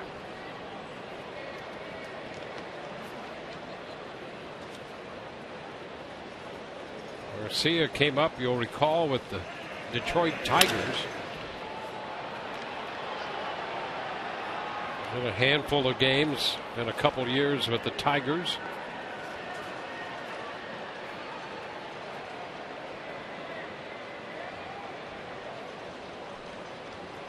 Limited last year with a shoulder issue to just 46 games. And he is out on strikes. Tried to hold on the fastball up. That's 3 consecutive strikeouts. 4 of the last 5 outs recorded have been strikeouts. And just too enticing for these hitters. You wait that hole at bat for something that's elevated from Andriese, and then it's too much.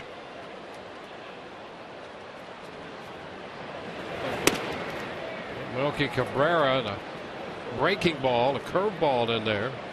You don't see a lot of those from Andriese, but tried it on the first pitch. Well, you mentioned all those strikeouts. That confidence is starting to brim just a little bit.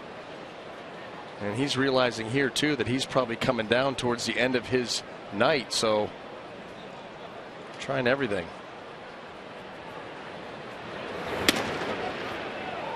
Well, he falls behind Cabrera.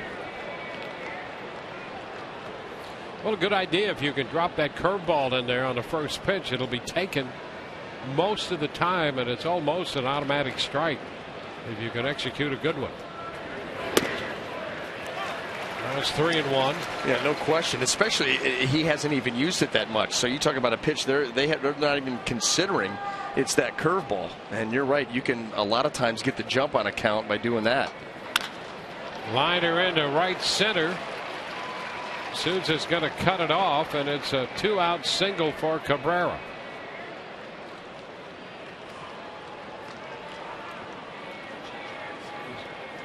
Connor Gillespie's due. The Rays have Cedeno, the lefty, in the bullpen. Kevin Cash comes out to get Andriese.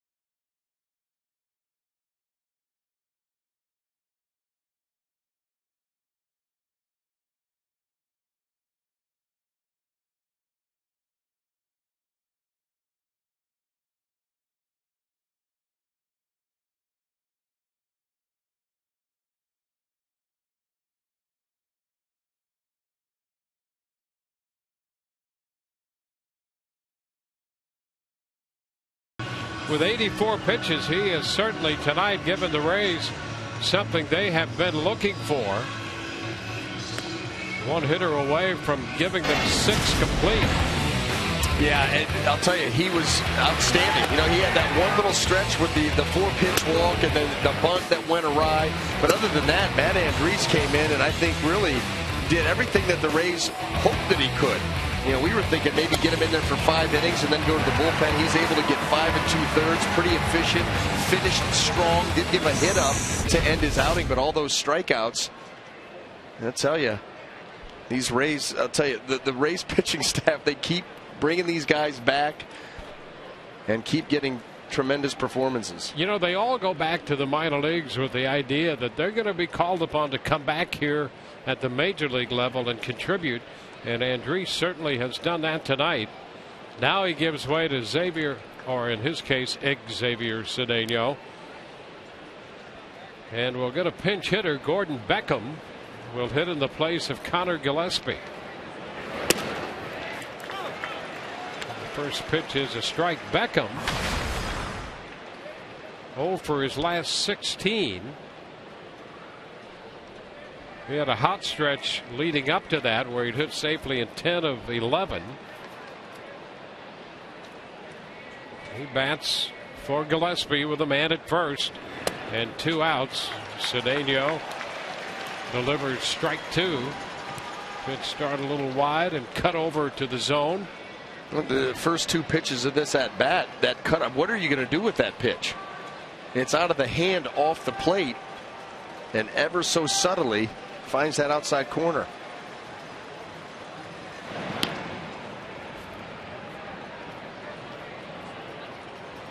White Sox have had runners on base in every inning with the exception of the 3rd.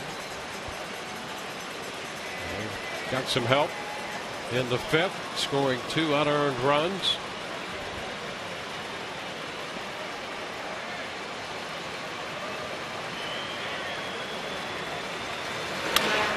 Up the right side, out of play. Beckham trying to protect out there after taking a couple of cutters for strikes, and at the last minute defending that corner, fouled it away.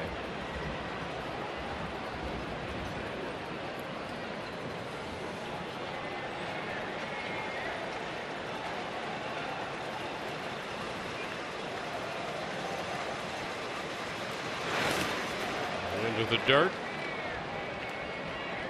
Brandon Gomes is busy now up the right field line for the Rays in the bullpen.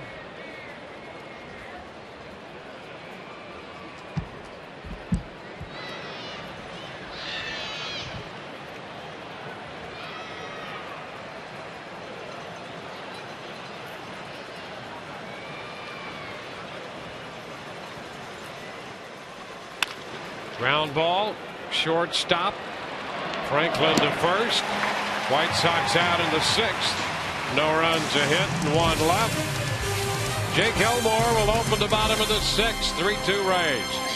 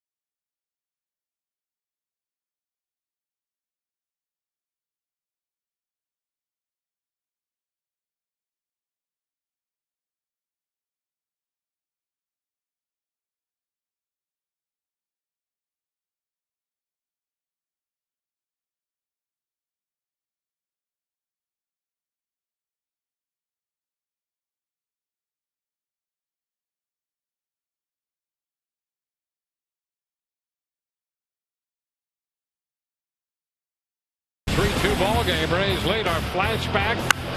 Tonight's great moment in Rays history, presented by Geico's on this day in 2010. Carlos Pena homered for a 6th consecutive game, establishing a club record and leading the Rays to a 6-5 win over their Citrus Series rivals from Miami.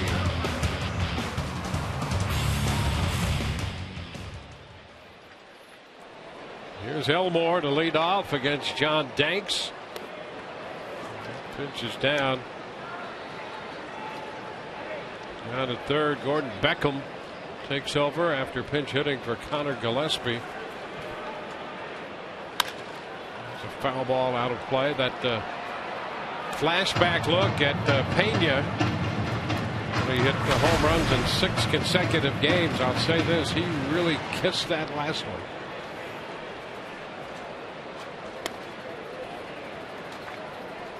One ball, now 2 balls and a strike. Tongues were a wagon.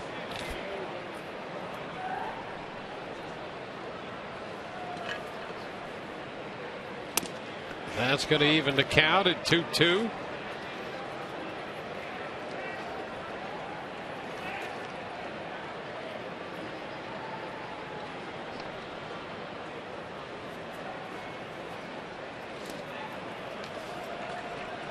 And the count is full.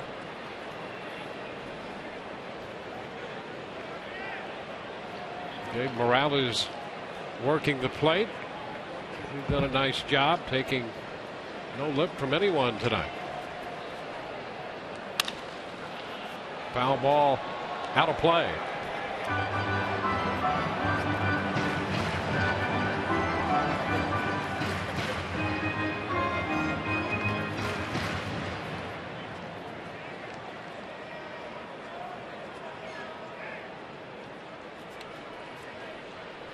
Three-two and a shot deep but foul. Turned around on the fastball there. Elmore hit it solidly but pulled it foul.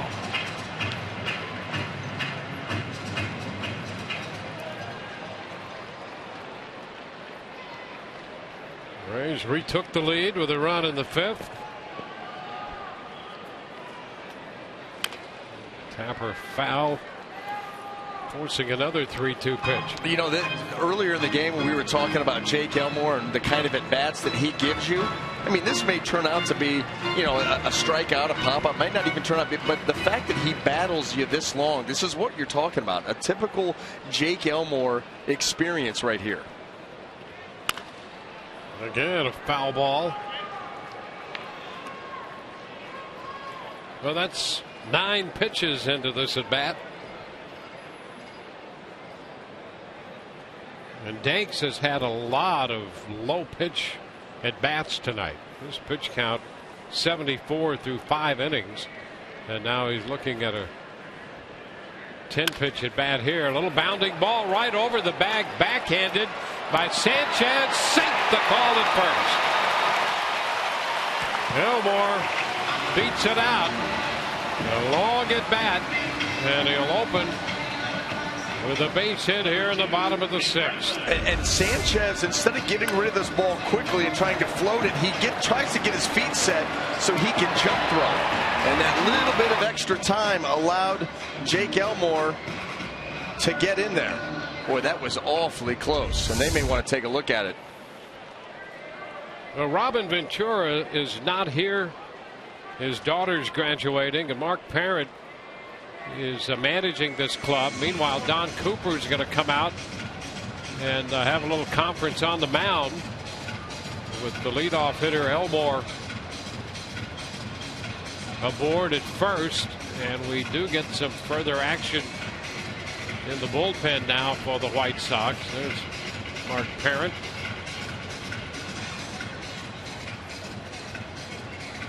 He has Daniel Webb up again in the bullpen.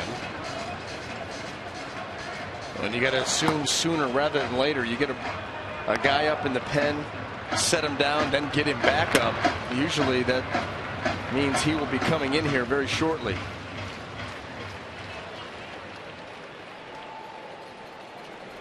Nick Franklin has walked and scored. He doubled on a line drive up the right side in the 4th inning. Back into the screen, foul for a strike.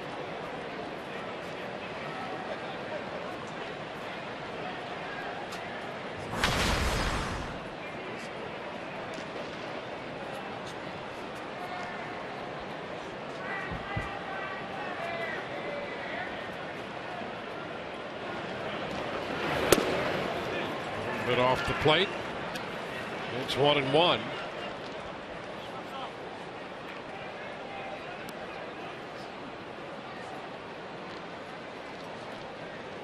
Danks working here in the 6th inning. Pitched 4 2/3 against the Tigers in his last outing. Made 118 pitches. Well, take that back. A little over 91 pitches. The 118 pitches came in that 10-hit shutout he threw against Houston. And 91 pitches in 4 2/3 his last time. 87 right now. And he gets a strike. Working here in the 6th inning. Well, there's that fastball in again, and a lot of times that's been followed up with the changeup. And if he does that, he's either looking for the ball off the end of the bat, a ground ball double play opportunity, or the swing and a miss, and go for the strikeout. Stay in. Pitch in. Speaking of in, yeah, way in. Franklin fouls it out of play. Well, now you've just opened up the outer half of the plate. That pitch right there, after doubling up on the fastball in, you've opened up a way, especially soft away.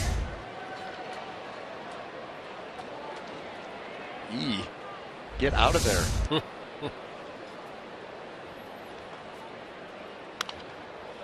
Fouled it again, out of play. By the way, in reference to that 10-hit shutout, Todd Callis did some research and found that the record for a shutout is 14 hits. Milt Gaston of the Washington Senators back in 1928 threw a 14-hit shutout against the Cleveland Indians. Gaston on his way to a 6-12 record that season, with a .551 earned run average for the Senators. How would you feel after a 14-hit shutout? Tired. Well played, sir. With a little tap to third, charged by Beckham. Throw to first, and he's safe. Abreu could not come up with that ball, couldn't hang on. And the Rays have 2 men on with nobody out. And I'm going to tell you, that was a really good play there by Gordon Beckham. He got to that ball quick. Watch how quickly he gets rid of it. It's an accurate throw. It's a strong throw. And Jose Abreu just dropped it. Didn't even come into the dirt. Just dropped it. And they would have had Nick Franklin by a good step.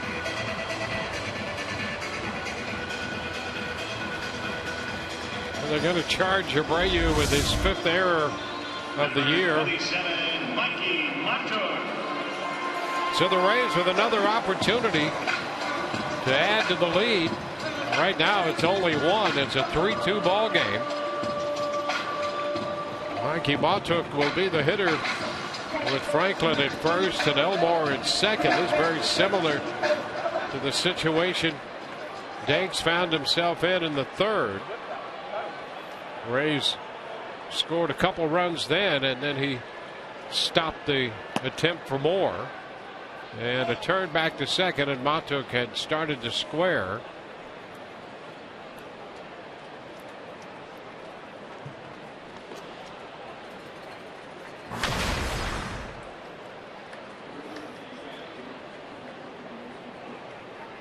White Sox have added another arm to the bullpen action.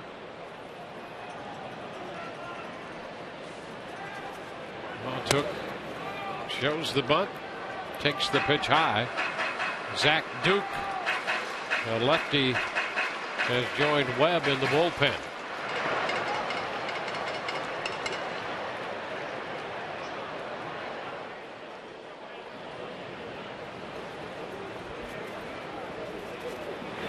And there's the bunt. Throw to first, a little wide to the foul side. But the Rays get the job done, and the White Sox get the out. Sanchez taking the throw over from second base. Well, there were 2 things there. Number 1, a great job by Mikey Matuk to deaden this bunt, where he just flops this thing out there. No play for third base for John Danks, and then an anxious moment there for Carlos Sanchez with Matuk bearing down on him up the first base line to have to catch that ball and then get out of his way. Mark Barrett comes out to make a pitching change. Back in a moment.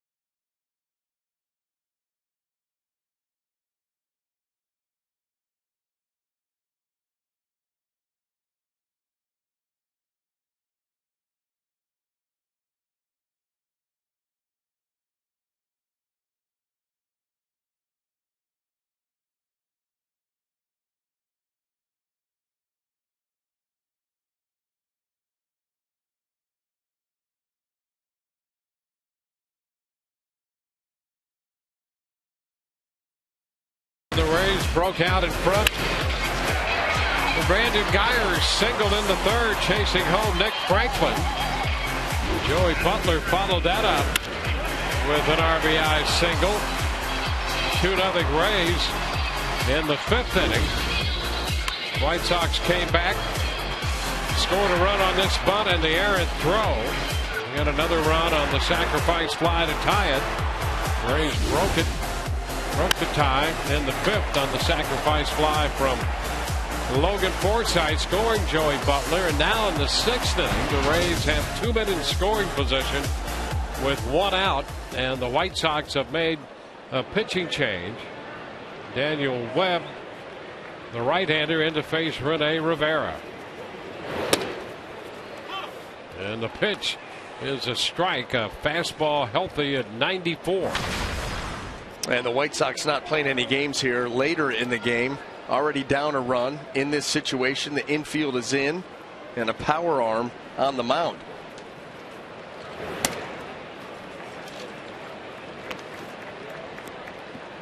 One ball, one strike.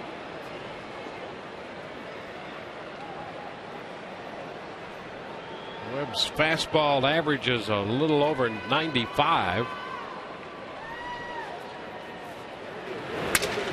And a ground ball, second base, charged by Sanchez.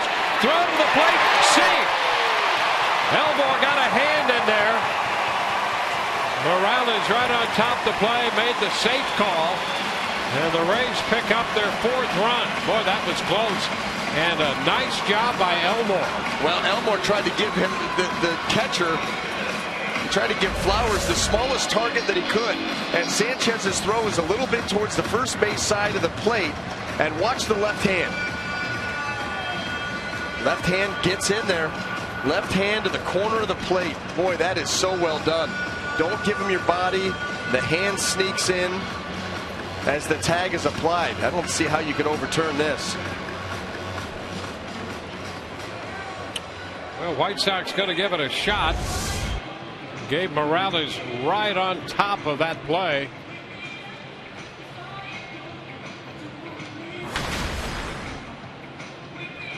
So the Rays right now have a 2-run lead. And the challenge.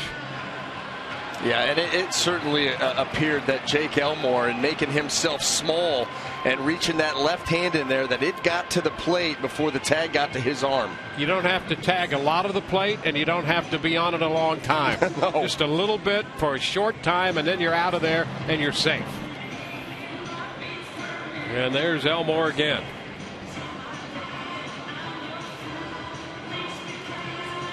Safe, baby. Safe.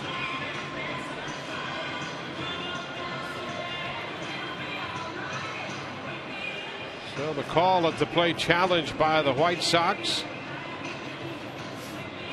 This is going to go safe, confirmed. Let me get the little email. That's what I'm putting. Morales and Dale Scott awaiting the final ruling.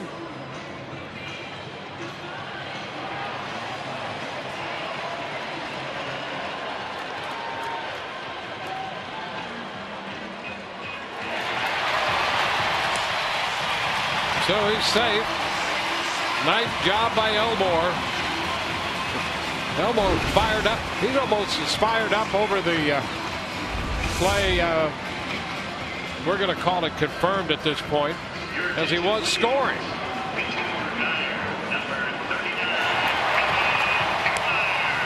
Fired up in the Rays dugout.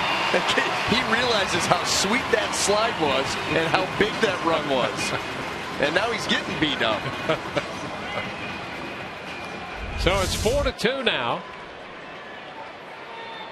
And Brandon Geyer's going to be lifted for Kevin Kiermaier, with Webb out there on the hill.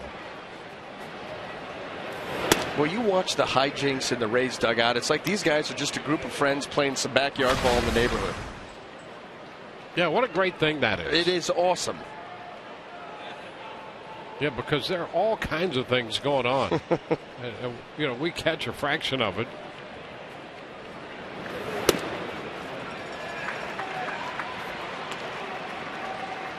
Two and 0.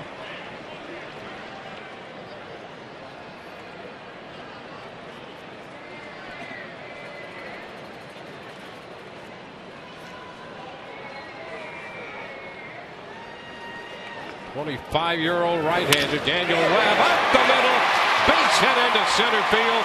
Franklin scores, and the Rays get their 4th run of the game. Pitch hit RBI single by Kevin Kiermaier.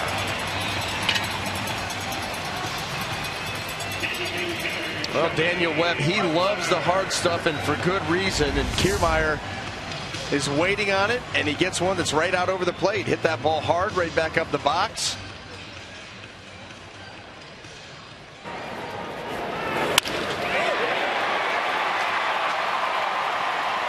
Elmore and Franklin have scored in the inning. Rivera is now at second, reaching on a fielder's choice while picking up a run batted in.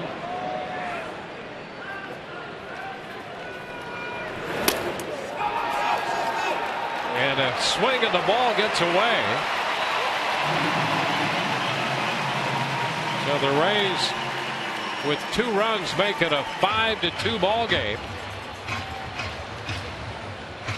And now 2 more men are in scoring position.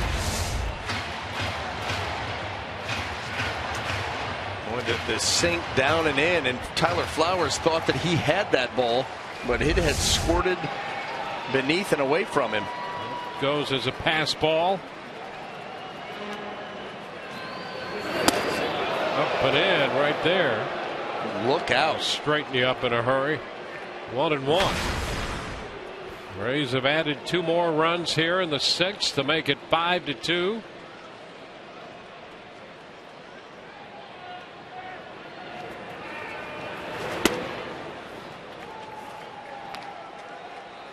Two and one.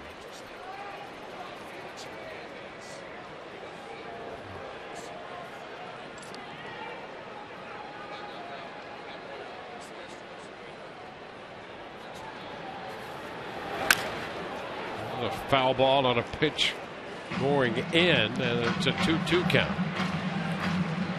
Well, Geyer has a run batted in. Kiermaier has a run batted in. Butler has one. Forsythe one, and Rivera one. So the Rays have added to their lead. It was 3-2 coming in, and a chance for more. Into center field. Eaton has that ball drop in front of him. Rivera is going to score. Over to third, Kiermaier. Butler drives in his 2nd run of the night.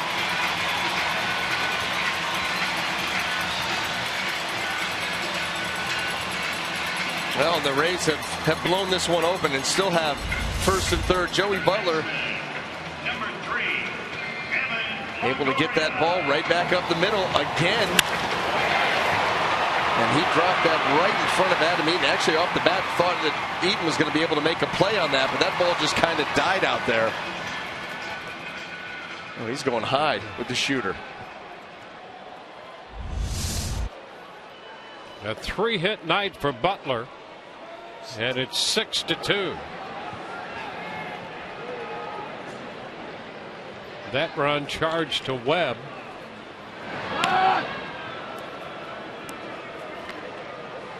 So 5 runs charged to Danks. Giving up 5 runs in 4 of his last 5 games now.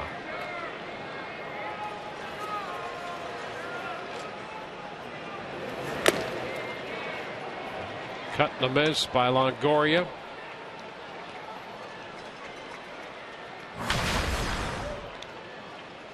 A 3-run 6th inning. Elmore, Franklin, and Rivera have all scored. Rivera, Kiermaier, and Butler have the runs batted in. 0-2.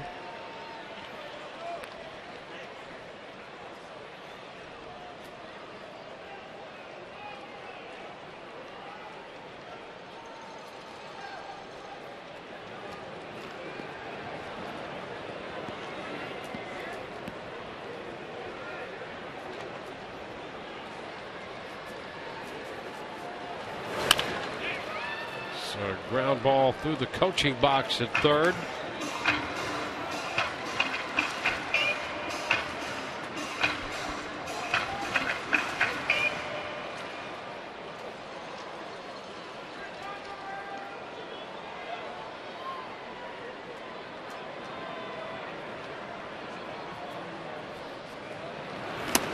And a cut and a miss.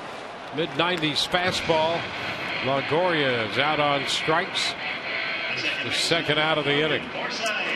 Yeah, that's such a tough pitch to handle because watch where it's going to start out, and then look at the late action where you think you're swinging at a ball that's middle of the plate down, and it ends up down and in. Evan's like, where did that pitch go?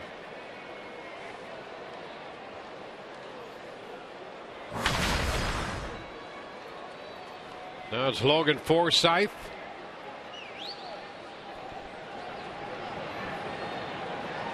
Logan gave the Rays a 3-2 lead with a fly ball to center in the 5th inning, and they've added 3 more runs in the 6th.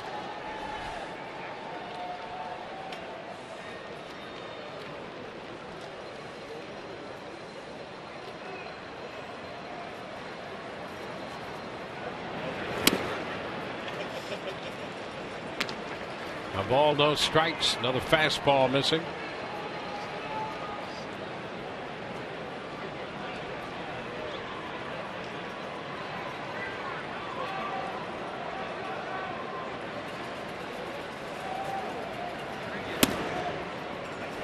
Nice take right there by Forsythe. 2-0.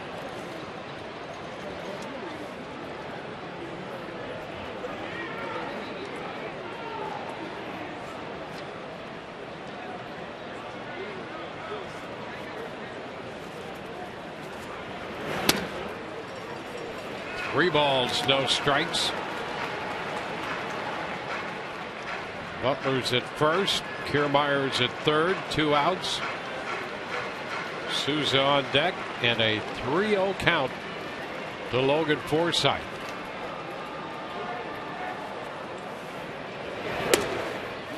Three and one.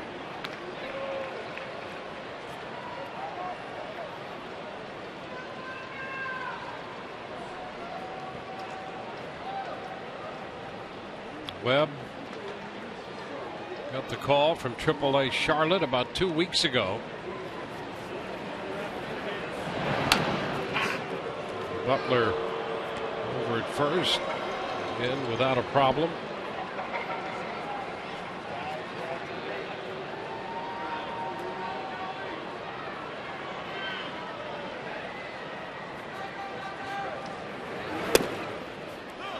And that takes the count full. Webb continues to fire away out there in the mid-90s. And you got to figure that's what he's going to come with here. That's what he did to get back in the count. Logan Forsythe probably looking for that fastball. Joey Butler off and running. Ground ball, just foul. And Ed Kiermaier skipping rope to avoid contact with that foul ball. It just wouldn't be a Rays game without a Kiermaier jump. This time at third. Well, you know, every night something's going to happen involving Kevin Kiermaier. Quick twitch.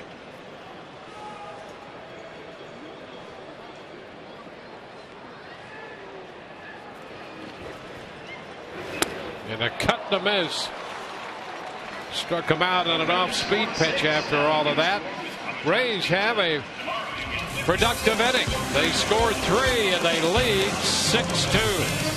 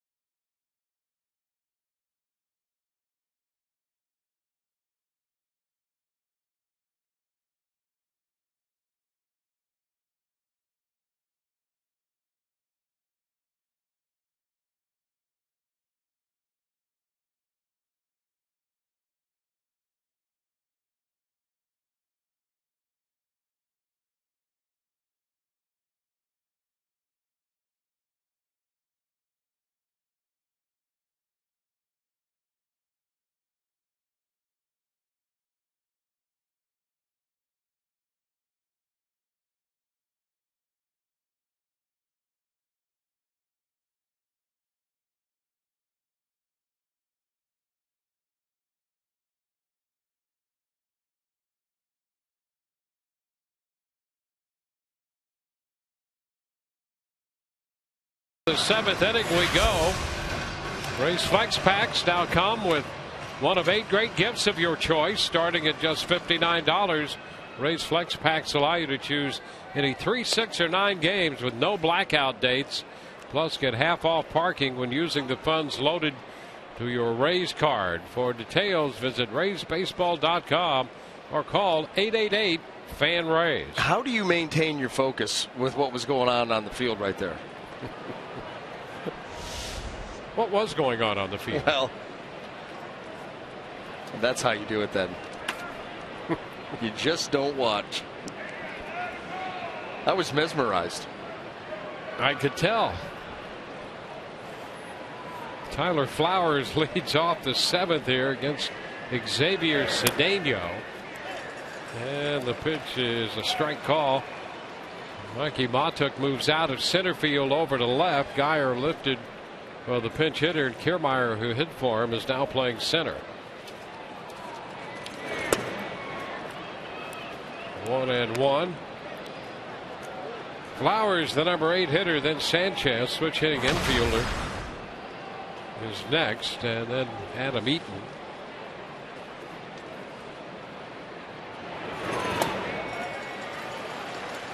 1 ball, 2 strikes.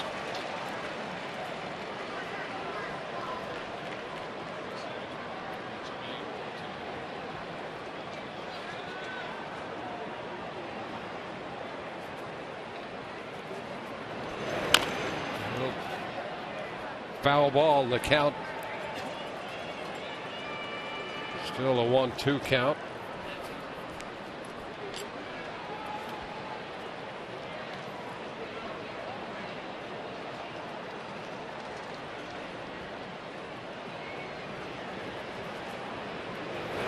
Upstairs. 2 balls, 2 strikes.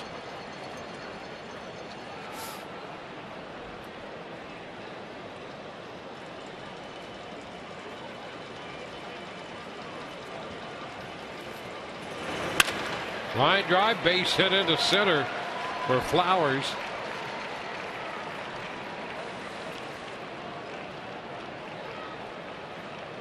So Cedeno gives up the hit. Well, tomorrow's starters presented by Chevron, and it's going to be Chris Archer after his 8th win. And as we mentioned earlier tonight, he is on an unbelievable run. Jeff Samardzija on the hill for the Chicago White Sox with a record of 4-4. We'll be with you at 3:30 tomorrow on Sun Sports. That's a great pitching matchup. Way high, the pitch to Sanchez, the switch hitter. Yeah, the numbers for Samardzija, not what you would expect out of him, but we all know what he's capable of. And that's why you throw those right out the door. Archer, Samardzija, high profile.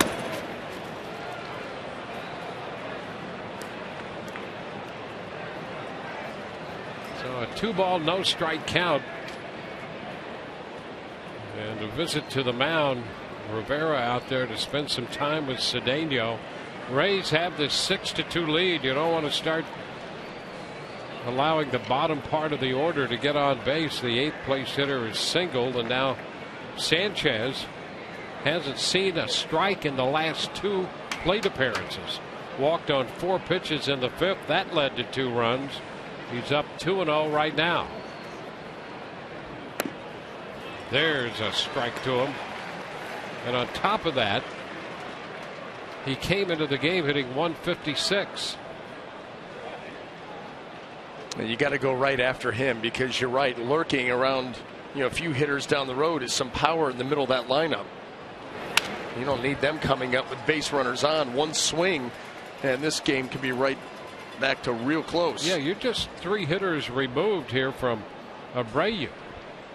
So get these guys at the end. Face Abreu with the bases empty. Take your chances. That is the plan. That is the plan. Hopefully he can come back and execute it right here. Got back into even in the count. Down to first. We'll go down to second to get the lead runner. Flowers is out. Well, Elmore knocked it down, juggled it a bit, and recovered in time to get the catcher on the force play down at second. Well, as he's coming off the bag, he's actually further in than even with the bag. You see him right there at the cut, and that ball low, one hop. Knocks it down, keeps it in front, gets the lead runner. You'll take it.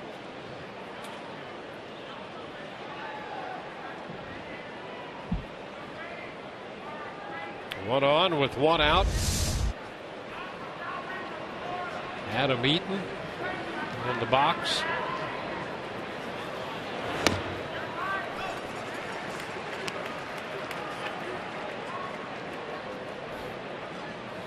One strike the count.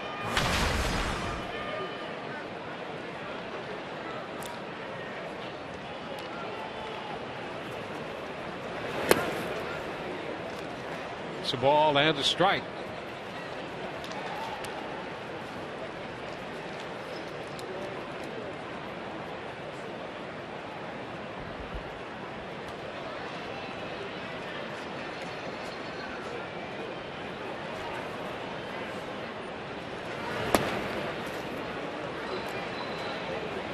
Now 2 balls and a strike.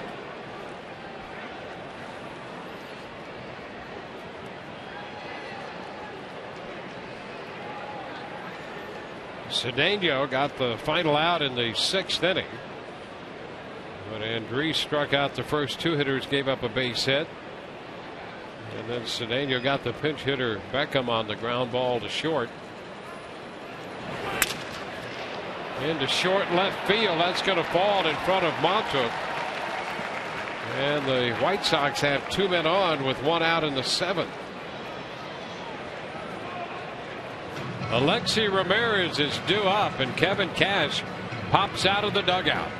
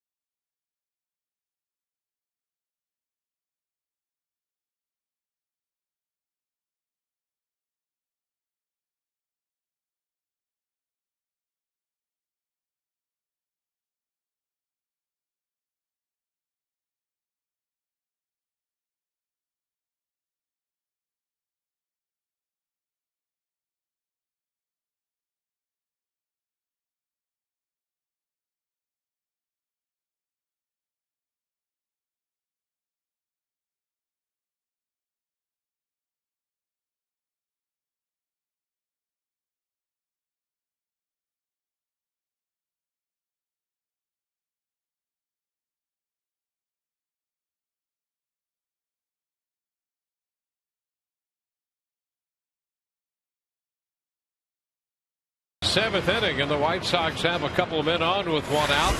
Tomorrow on Rays Live, the pregame show presented by your Gulf Coast Honda dealers, with Chris Archer going after his 8th win. He's 7-4. We'll hear from Chris before the contest on the pregame show, and Arestas will break down Alexi Ramirez, who is about to step in here in the 7th inning with 1 out and 2 men on. Brandon Gomes is the new pitcher in to face Ramirez. Well, and this becomes a big at-bat right here, because the tying run is in the on-deck circle in the person of Jose Abreu.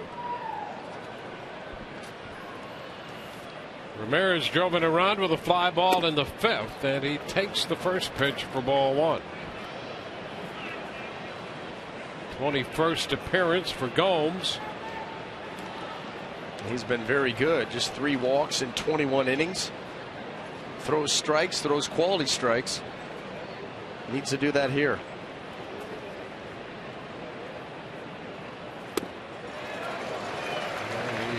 Ramirez chasing that pitch, breaking away. It's 1-1. Ramirez is 1 for 3 in his career against Gomes. Gomes has struck him out in one of those 3 official at bats.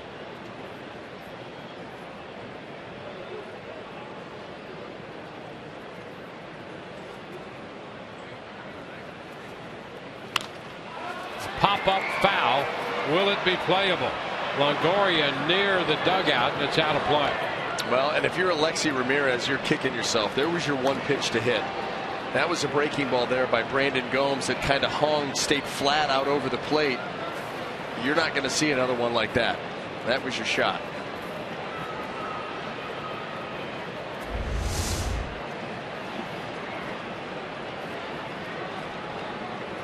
Scary when you look at it in slow motion. Yeah, I know.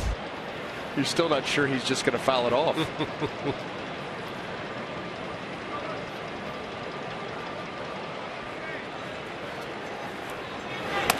Way up. Fastball.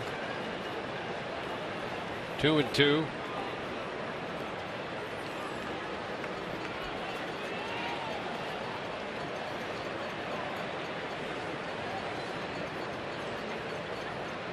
Abreu on deck. Danger there.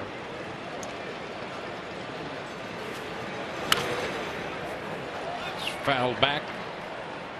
Another fastball.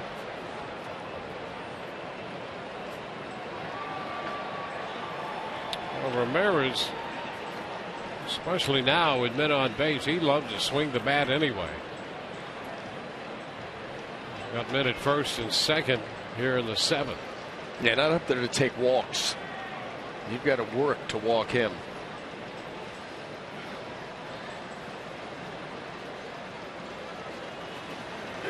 Into the dirt, and the runners are going to advance. Rivera, anticipating a bigger hop, was looking for maybe that pitch behind him, and he took that off the hand. A wild pitch, and now 2 men are in scoring position. Boy, yanked the breaking ball, and you're right. As he goes over there, that ball catches his throwing hand, and he's expecting that ball to bounce in the air. Watch his head go up, looking for it up in the air, when he had, in fact, kept it down close to the ground too late at that point. And the count is full.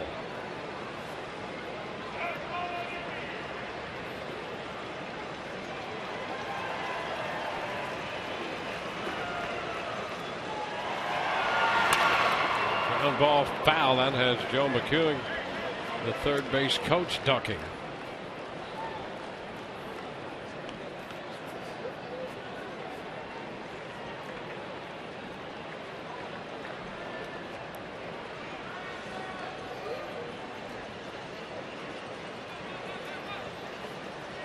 So another big 3-2 pitch to be made right here. And it's fouled again.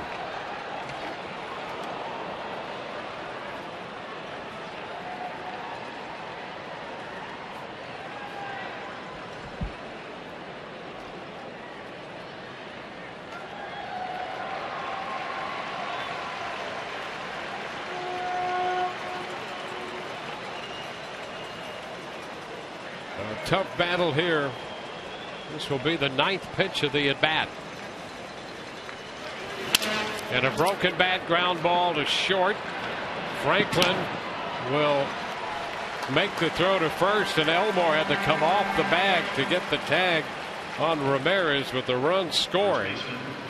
And Eaton goes to third. Sanchez crosses to make it 6-3. Well, and thank goodness this was not going to be a close play, because this throw here by Nick Franklin just gets babied a little bit, kind of floats it over there and well off the bag. Elmore comes off, though, and able to catch and tag. 3-run game. Here's Jose Abreu. And he starts him with a strike at the knees. Ramirez getting his 2nd run batted into the 9th. So the wild pitch leading to a run. Big cut and a foul ball back, 0-2.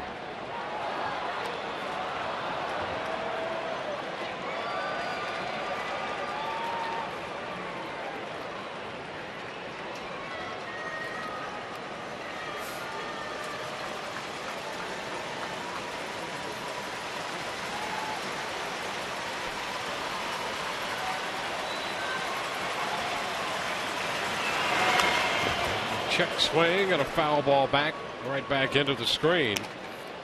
Well, Rays already know how strong Abreu is, but he displayed that with the line drive to right back in the 4th inning.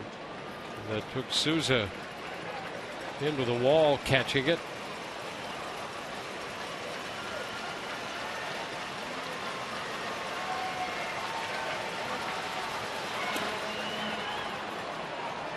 Now a ball and 2 strikes. Combs came into this game with 2 men on. One of those runners has crossed the plate. The run charged to Cedeno.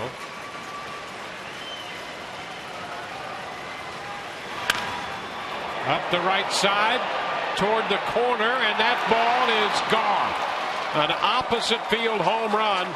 It hits the foul pole, the screening adjacent to the pole itself.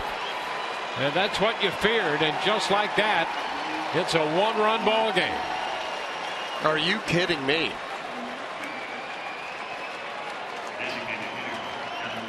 I mean, we say foul line to foul line power. And boy, does he back it up. Up and away. Letter high away. He gets on top of it. Shorten enough with the stroke. And gets this. Unbelievable shot there by Abreu. So it's a 1-run game, and the pitch is fouled by LaRoche. Strike 1.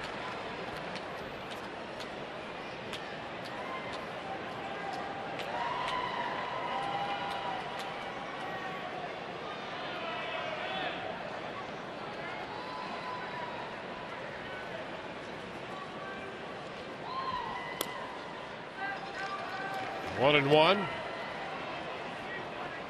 Rays got 3 in the 6th, and the White Sox have 3 in the 7th.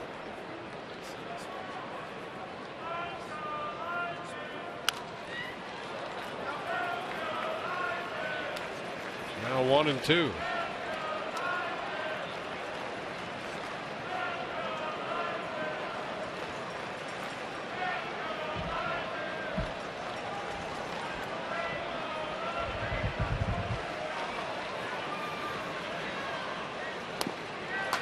Cut the miss. LaRoche is out on strikes. 1-run ball game in the middle of the 7th. 6-5 Tampa Bay.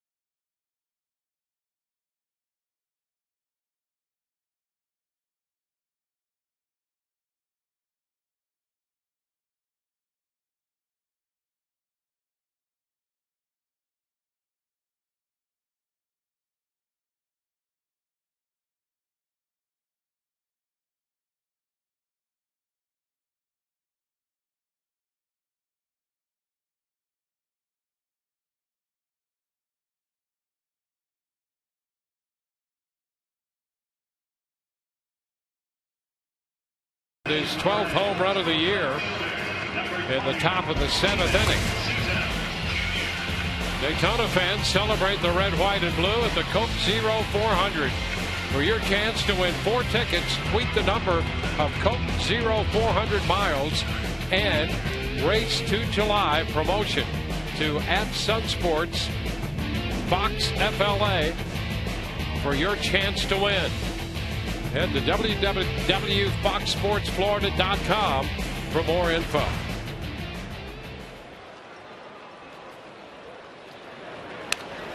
Bottom of the 7th inning, Steven Souza Jr. takes a big cut and fouls a fastball back. Bobby Guerra, 30-year-old right-hander out of Venezuela in the game, the 3rd pitcher for Chicago tonight. And Souza is behind in the count, 0-2.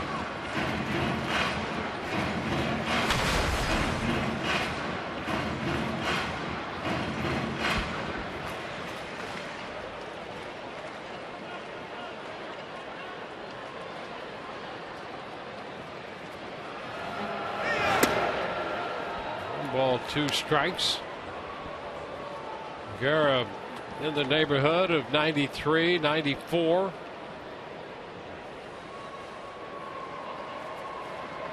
And a looper, shallow center, crisscrossing, and Ramirez cannot hang on to that ball. Well, there wasn't a lot of time for communication there. That ball was drifting towards center field. You had Alexi Ramirez and Carlos Sanchez both had a shot at it. And that ball right off the tip of Alexi Ramirez's glove. Maybe catching Sanchez out of the corner of his eye closing, and you start to reach and avoid contact, and the play is not made. Break for the Rays. Souza Jr. aboard on a base hit off the glove of Ramirez. Jake Elmore.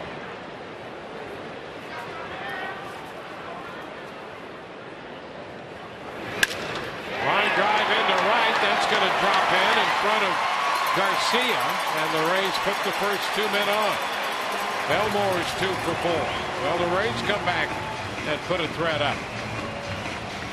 Well, the one thing that the Rays have done tonight is answer the White Sox uprisings, and trying to do it again here.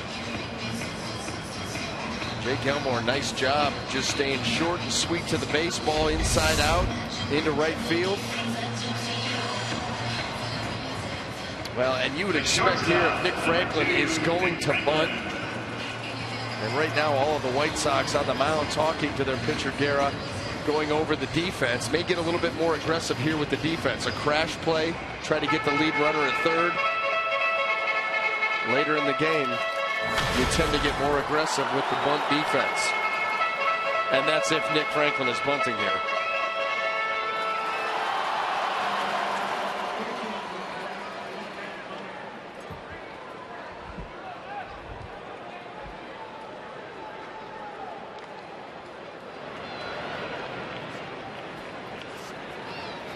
Franklin up here, showing the bunt. The ball gets by Flowers. He's not going to have to worry about bunting him over now. So both men in scoring position. Souza Jr. to third. Elmore trails up to second. And nobody you're happier than Nick Franklin. He wants to swing the bat. And that right there got the bunt done for him. Ooh, the wild pitch. And the infield comes in for Chicago. Ground ball by the back, through into center. Souza scores. Elmore going to stop at third. The Rays make it a 2-run game on the base hit by Franklin, 7-5.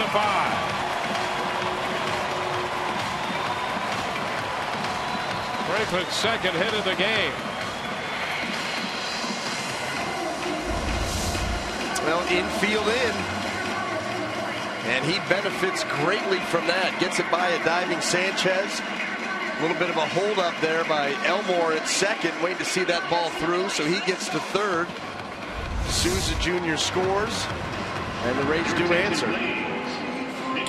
Mikey Matuk is due, but David DeJesus will come off the bench to pinch hit. Matuk, who started in center, had a single and a run scored tonight. He's since moved to left, and DeJesus will pinch hit for him with a right-hander on the hill and another right-hander in the bullpen.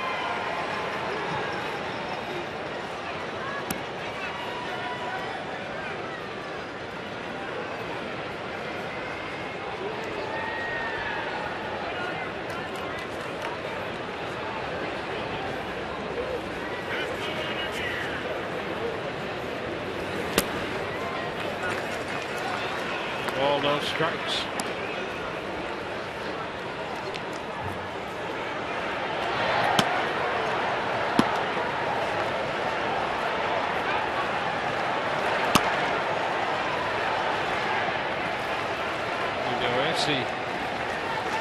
Just gotten up in the bullpen. Trichka had been up. Ground ball back to the mound, and now they're going to get a rundown between third and home. Elwood trying to stay in it long enough. Third and third, out there. Elmore out in the rundown and trying to get to third base. Franklin is tagged out, and out of that, the Rays lose 2 runners. Well, that, you send a guy there, gets caught off third base on a ground ball right back to the pitcher. Secondary lead, there goes the ball. Uh-oh, now you're in trouble. But Nick Franklin doing all he can to get to third base. Quick tag here, spin throw.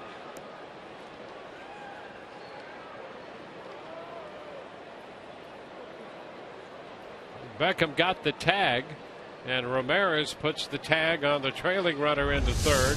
So it's 2 outs with DeJesus at first. Rivera fouls the pitch away. So it's 7-5 now. 2 outs and a runner at first. That went 1-5, 2-6.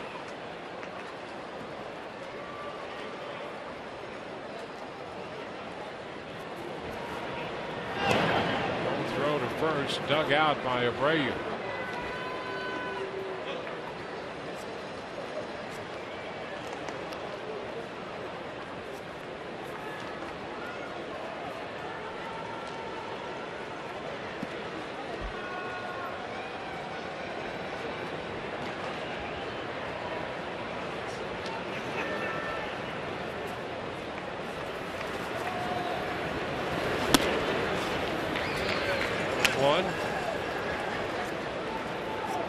Rivera picked up a run, batted in, and the 3-run 6th.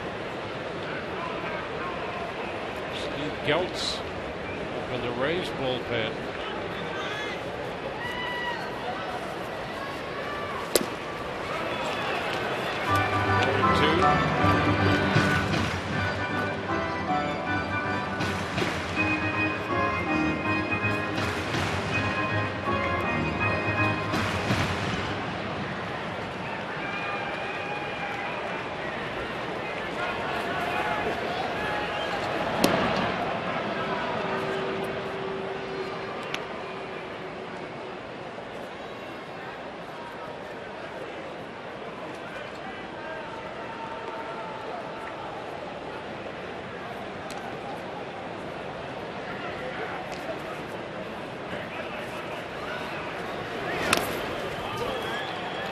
Holding at a ball and 2 strikes.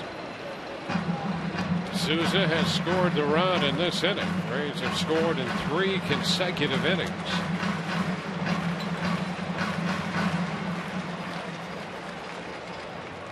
They opened the scoring tonight with 2 runs in the 3rd.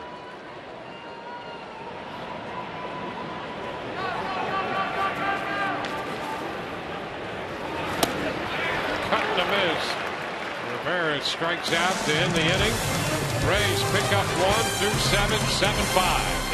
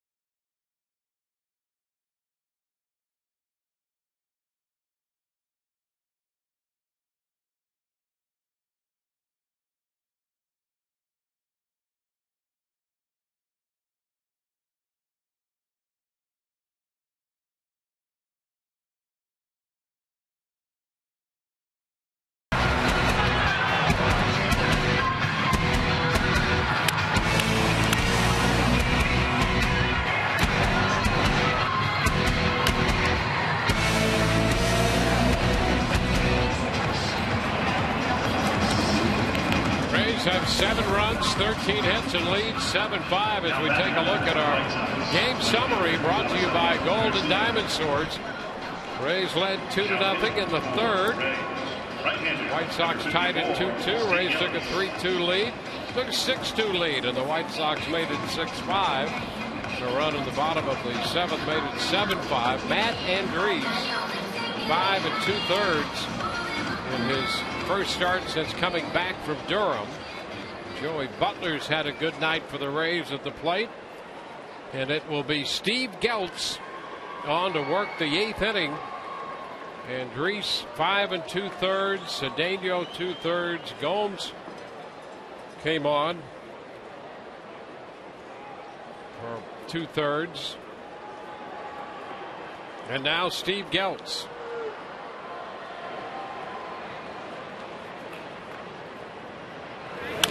Garcia goes after the first one and fouls it out of play. And Jesus, who pinch hit, stays in the game. He's now in left field.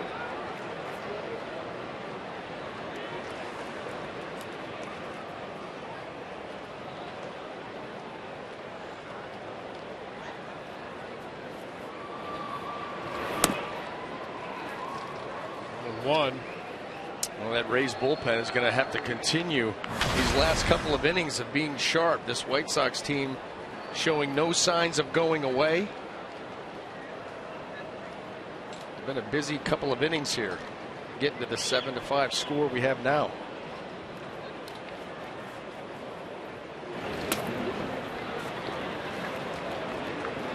Two and one the count.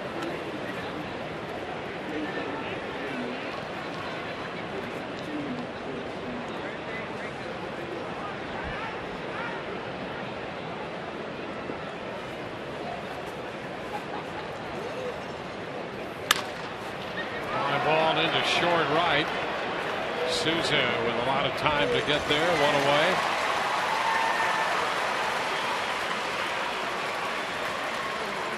Left fielder, Melky Cabrera.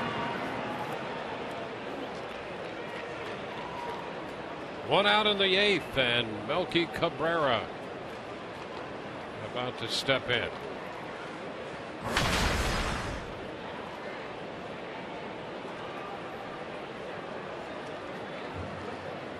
Geltz worked an inning Wednesday in the Angels series.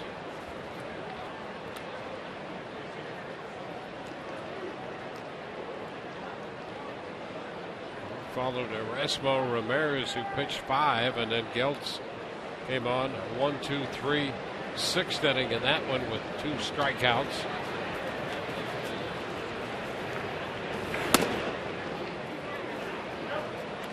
Two and 0. And that night he had really good jump on the fastball, good life, a lot of swings and misses, something that we see quite a bit from Steve Geltz.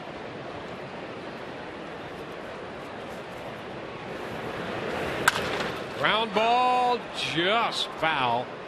Dale Scott on the call down there. It's 2 and 1.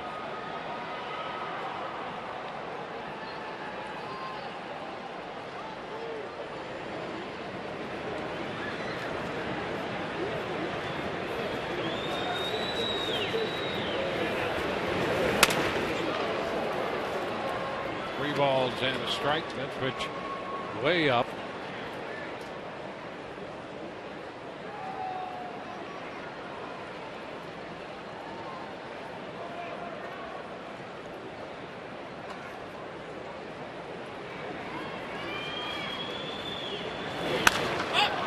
Another high pop fly, shallow right. It's caught by Forsythe in front of Souza. 2 outs in the 8th. Fans, it's time to vote for your Rays All-Stars. Vote 35 times on the 2015 Esurance MLB All-Star Game ballot at RaysBaseball.com. Voting is exclusively online and available on your computer, tablet, and smartphone. Vote early and vote often. Help select the starting lineups for the 2015 All-Star Game. Vote at RaysBaseball.com now.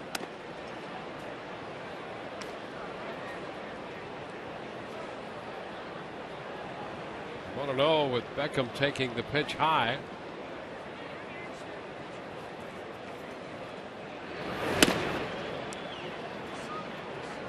Two and 0.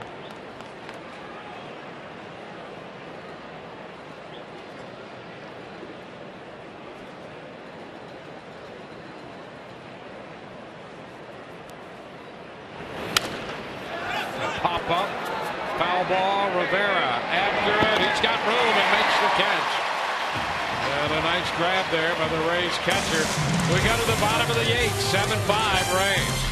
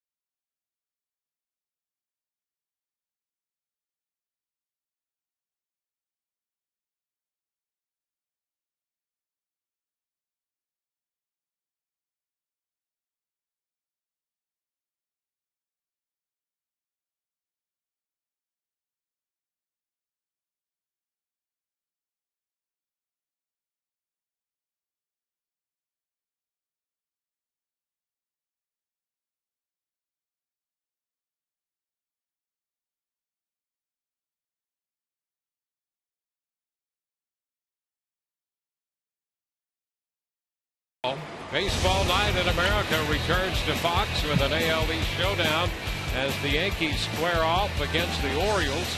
Coverage begins at 7 p.m. tomorrow, 7 p.m. Eastern, only on Fox. Bottom of the 8th inning. Kevin Kiermaier in the batter's box leading off, and he takes the first pitch for a strike.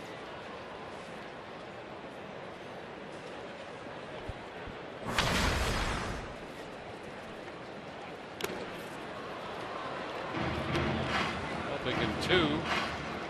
Speaking of a national field, did you see what happened to Felix Hernandez tonight? Or the pirouette after the swing and miss? There you are. Oh, foul ball, he stays alive. How about that? I mean, rough outing. 8 earned. Yep. In a third of an inning against the Houston Astros, who were just done getting swept by the Chicago White Sox, who were in town, obviously. They said that he gave up 8 earned runs in a third of an inning. He'd only given up 8 earned runs for the entire month of May. That just seems impossible. It does. When you see him pitch. There's a hot shot, line drive into right. Knocked down by Garcia, and he recovers in time. Well, a full head of steam as usual by Kiermaier. Throw came back into Sanchez, and Abreu was off the bag. Otherwise, could have been trouble. They had a chance to get Kevin Kiermaier here.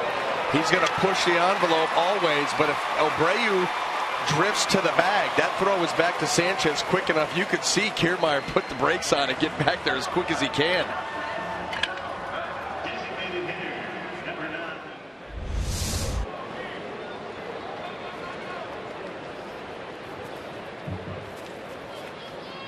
Joey Butler, he takes a strike. Butler with a 3-hit game tonight. He had 2 hits in the final game of the series against the Angels.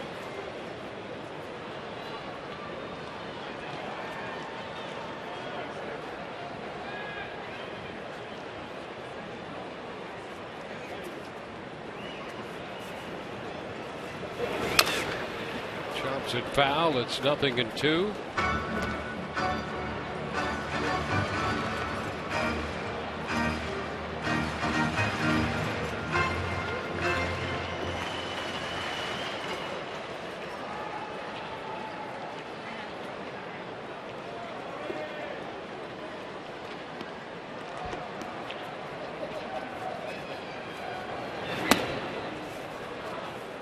Ball, 2 strikes.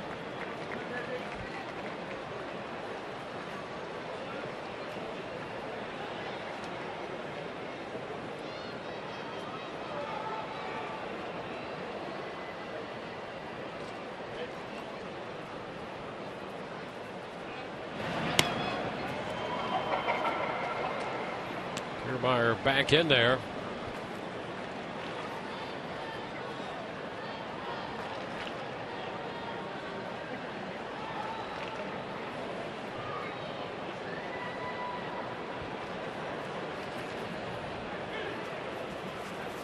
Runner goes, swing and a miss. Throw down, not in time. Kiermaier in head first. He steals his way into scoring position as Butler is retired. Yeah, we've seen Kiermaier run more recently. Gets a good jump there. You know, he's able to get the top end speed very quickly, and he steals that bag easily. That's why it's so important. Well, you can get Kevin Kiermaier, find ways to get himself on base. He puts so much pressure on a defense and can affect that game out there so many different ways because of the speed. It's 5 of 6 now in the running department. And the intentional walk will be issued to Longoria.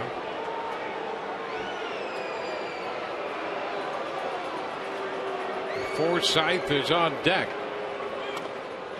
So the White Sox set up a potential double play situation here. The Orioles have an 11-3 lead over the Yankees in Baltimore, with New York hitting in the top of the 8th inning. Mason Williams, the young outfielder who was picked out of the 2010 draft out of Winter Garden, Florida, hit a home run tonight for the Yankees. Second baseman, number 11. Davis and Joseph have hit home runs for Baltimore. Coming up on Rays Live, the postgame presented by Checkers. Todd Narestes will anchor the coverage. We'll hear from Kevin Cash with his press conference. Emily Austin will present interviews from the clubhouse. We don't get too many games like this. It's just going back and forth. Each team scoring an answer to that. Back and forth it goes. And neither of these clubs have had many of these games because the Rays have been challenged offensively, and so have the White Sox. Well, it's been over. The Rays, yeah. When you look at the scoring, the Rays have scored more runs than the White Sox coming into this game. And they are right down in that 3.5, 3 3/4 per game. Yeah, and in fact, I think if you go in Major League Baseball, you've got the Rays and then the White Sox and then the Phillies. Yeah, the Rays are 13th in the league. Or in the American League, the right. White Sox are 14th in the league. And because they have played unequal numbers of games, they're both averaging 3.64 runs per game. So this is offensive explosion for both teams. Yes, it is. Big fireworks night here. Friday night. In this 7-5 contest. There's Jake McGee up.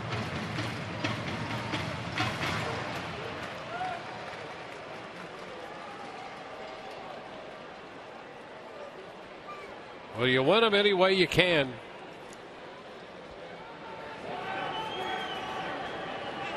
Two men on here. Fly ball toward the line and right. Garcia on the run over there makes the catch. Tag at second. Kiermaier's going to head to third. It will be first and third with 2 outs. Yeah, no sense of urgency by Garcia to get that ball in, and Kiermaier a nice job of going back and tagging up and getting over to third. We've seen a couple of balls get away from the catchers here tonight, and that just adds to the ways that you can score a run by getting over to third here with 2 outs.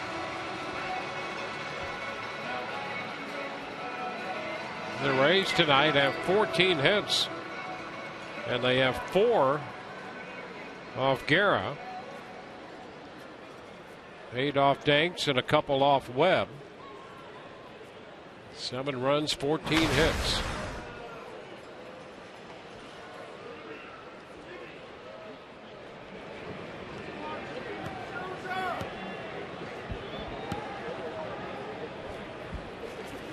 Steven Souza Jr.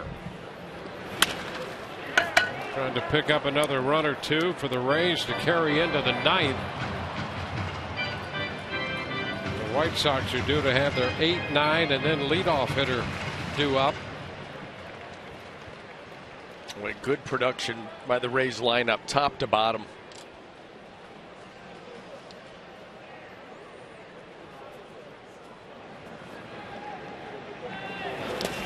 Into the dirt.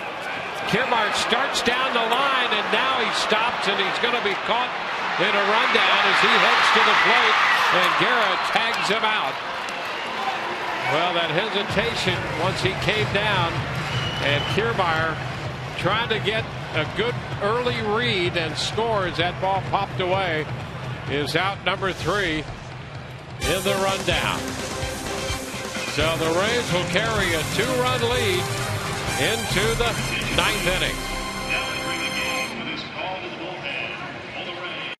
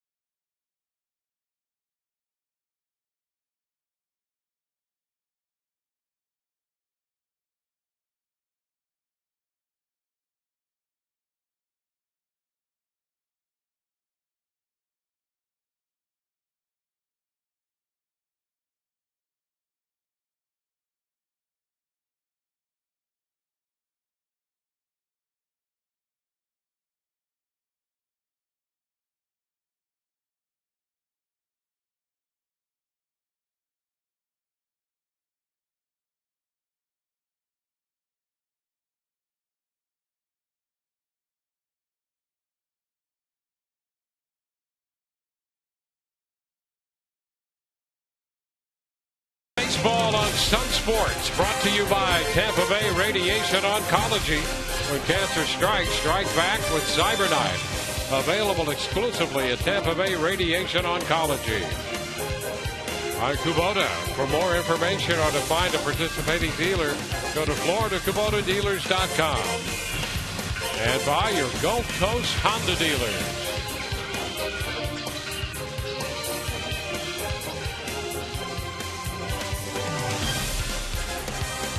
At the Trop tonight, moving into the 9th inning, and Jake McGee on the hill for the Rays to face the bottom 2 in the order here in the 9th, and then back around to the top side. So it's Tyler Flowers to lead off. The 11th appearance for Jake. Looking for save number 2. Got his first one a couple of nights ago, and boy has he looked good since returning.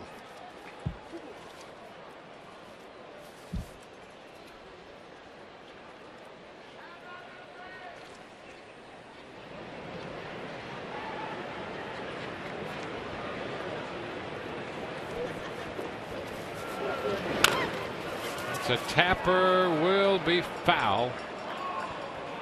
0-2.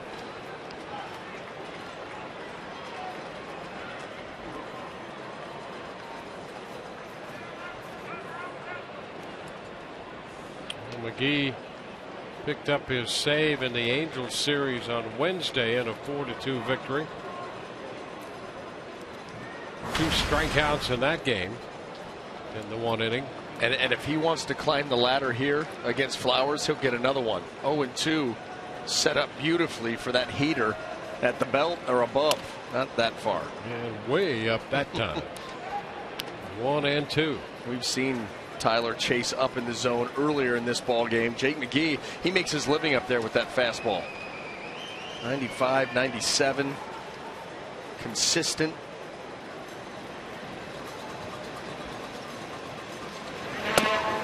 There is strike 3 call.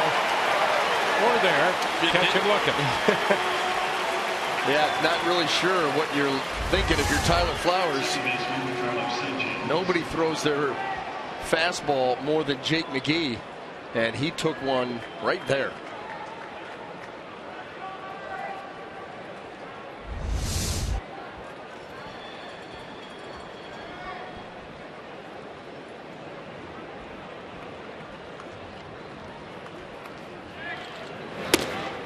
Cut and a miss.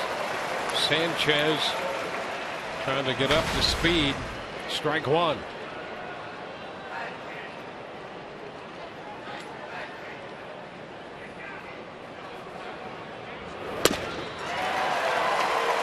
Still trying to get up to speed. That one at 96, and it's 0-2. Well, and as you try to quicken the swing, Jake McGee will add a mile an hour or 2.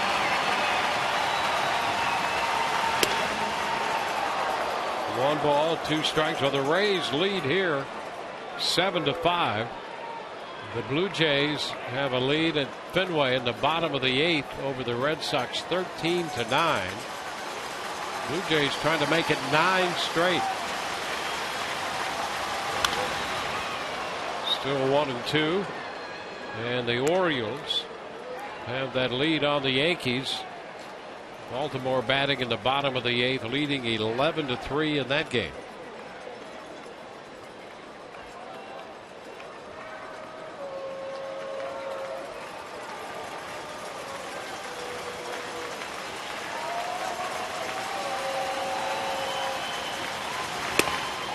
A little bit wide right there. Close, very close. And it's 2-2.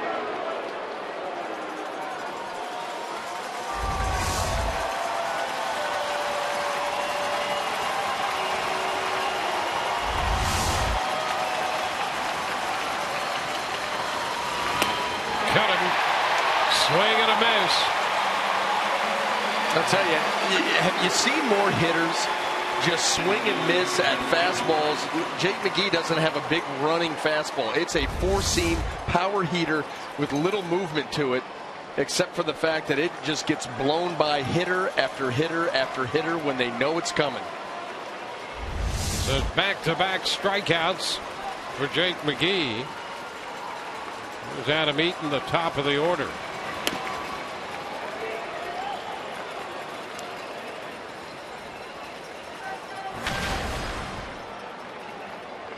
Eaton with a couple singles, including a bunt in the 5th. Well, if the scores stay the way they are, the East could tighten up. The Rays could be a game out, and Toronto could be 2 games out. There's the strike. It's 1-1.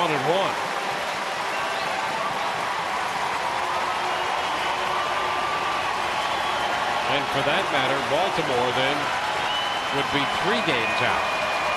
1, 2, and 3. Here we go. 1 ball, 2 strikes.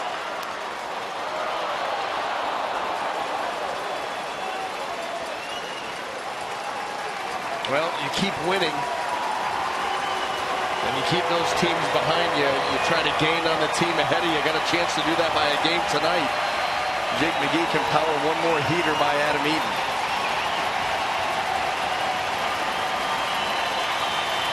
1-2. Into left. DeJesus back a few steps, and the Rays win this one. 1, 2, 3 go the White Sox in the ninth. And the Rays are winners It's a 7-5 final. Rays got a nice job from Matt Andriese tonight, who went 5 2/3 returning from Durham. He's going to pick up the win. 7-14-1 for the Rays with 9 left. 5-9-1 with 5 left for Chicago. The Rays go to 33-29, and at the moment they are a game and a half back of the New York Yankees, and the Yankees are down by 8 runs in the bottom of the 8th inning at Baltimore. So if that game stays that way, the Rays will close to within 1 full game of the New York Yankees in the American League East. Well, the one thing that you like about this game here tonight and the way that the Rays were able to win is they kept answering. They took the lead early. All of a sudden, Chicago comes back, ties it. The Rays answer that.